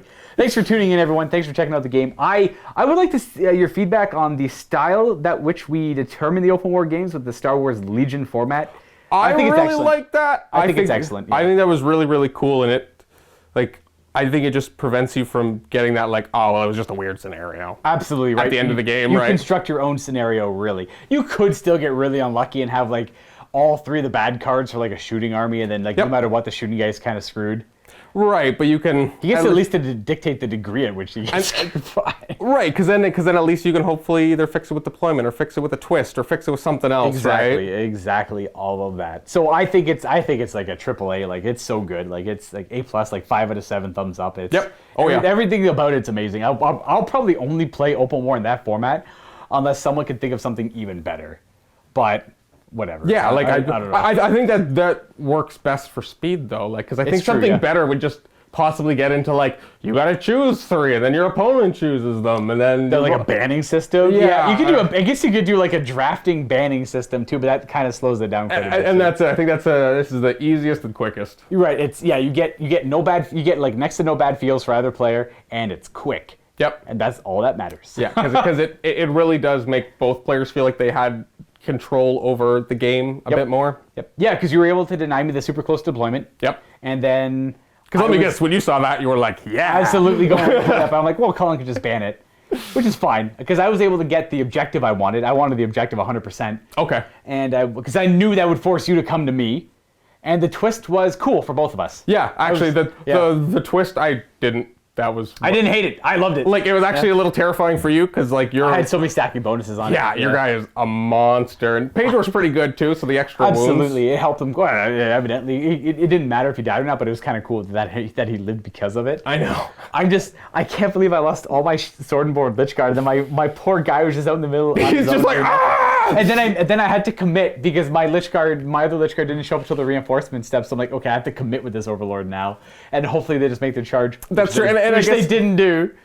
When you moved up, you had a little bit different of a plan that didn't end up working, right? Exactly. So right. Realizing how my stuff worked, it was like, oh, this isn't actually that great at all. You're like, oh, what have I done? Because I committed to the move with the Royal Warden, which then blocked the Monolith, and the Royal Warden didn't even get the objective, and then that meant my Lich Guard stifled on their movement by probably like an inch and a half or 2 inches. Well, and you thought that they could get out and move. I thought so too, but I'm like, that's too powerful. So in my mind, I'm like, that's too strong. I'll go double check it. I'm like, okay, I was wrong. It's a good thing I double checked it. Still good though. A 7-inch charge is pretty reasonable. I don't even if my Royal Warden didn't block the Monolith, I think I still would have failed because I'm pretty sure I rolled a 3 into like a 2. So yeah, actually, it wasn't great into something not great as well. I think no matter what, I was done on that. So they refused to make that work, and there's not much you can do about that. Anyways, folks, rambled on long enough. Thanks for tuning in. Check out games coming out in the future. There will be more 40K next week, as there will be more 40K the week after that. The week after that, I mean, maybe the Christmas week. I don't know. It depends on the order this coming. Christmas, like not tomorrow, but 2 days from now. Right. As we record this is the 23rd of December. This is the eve of Christmas Eve. This is the eve of Christmas Eve. See you guys next time, and happy wargaming. See you.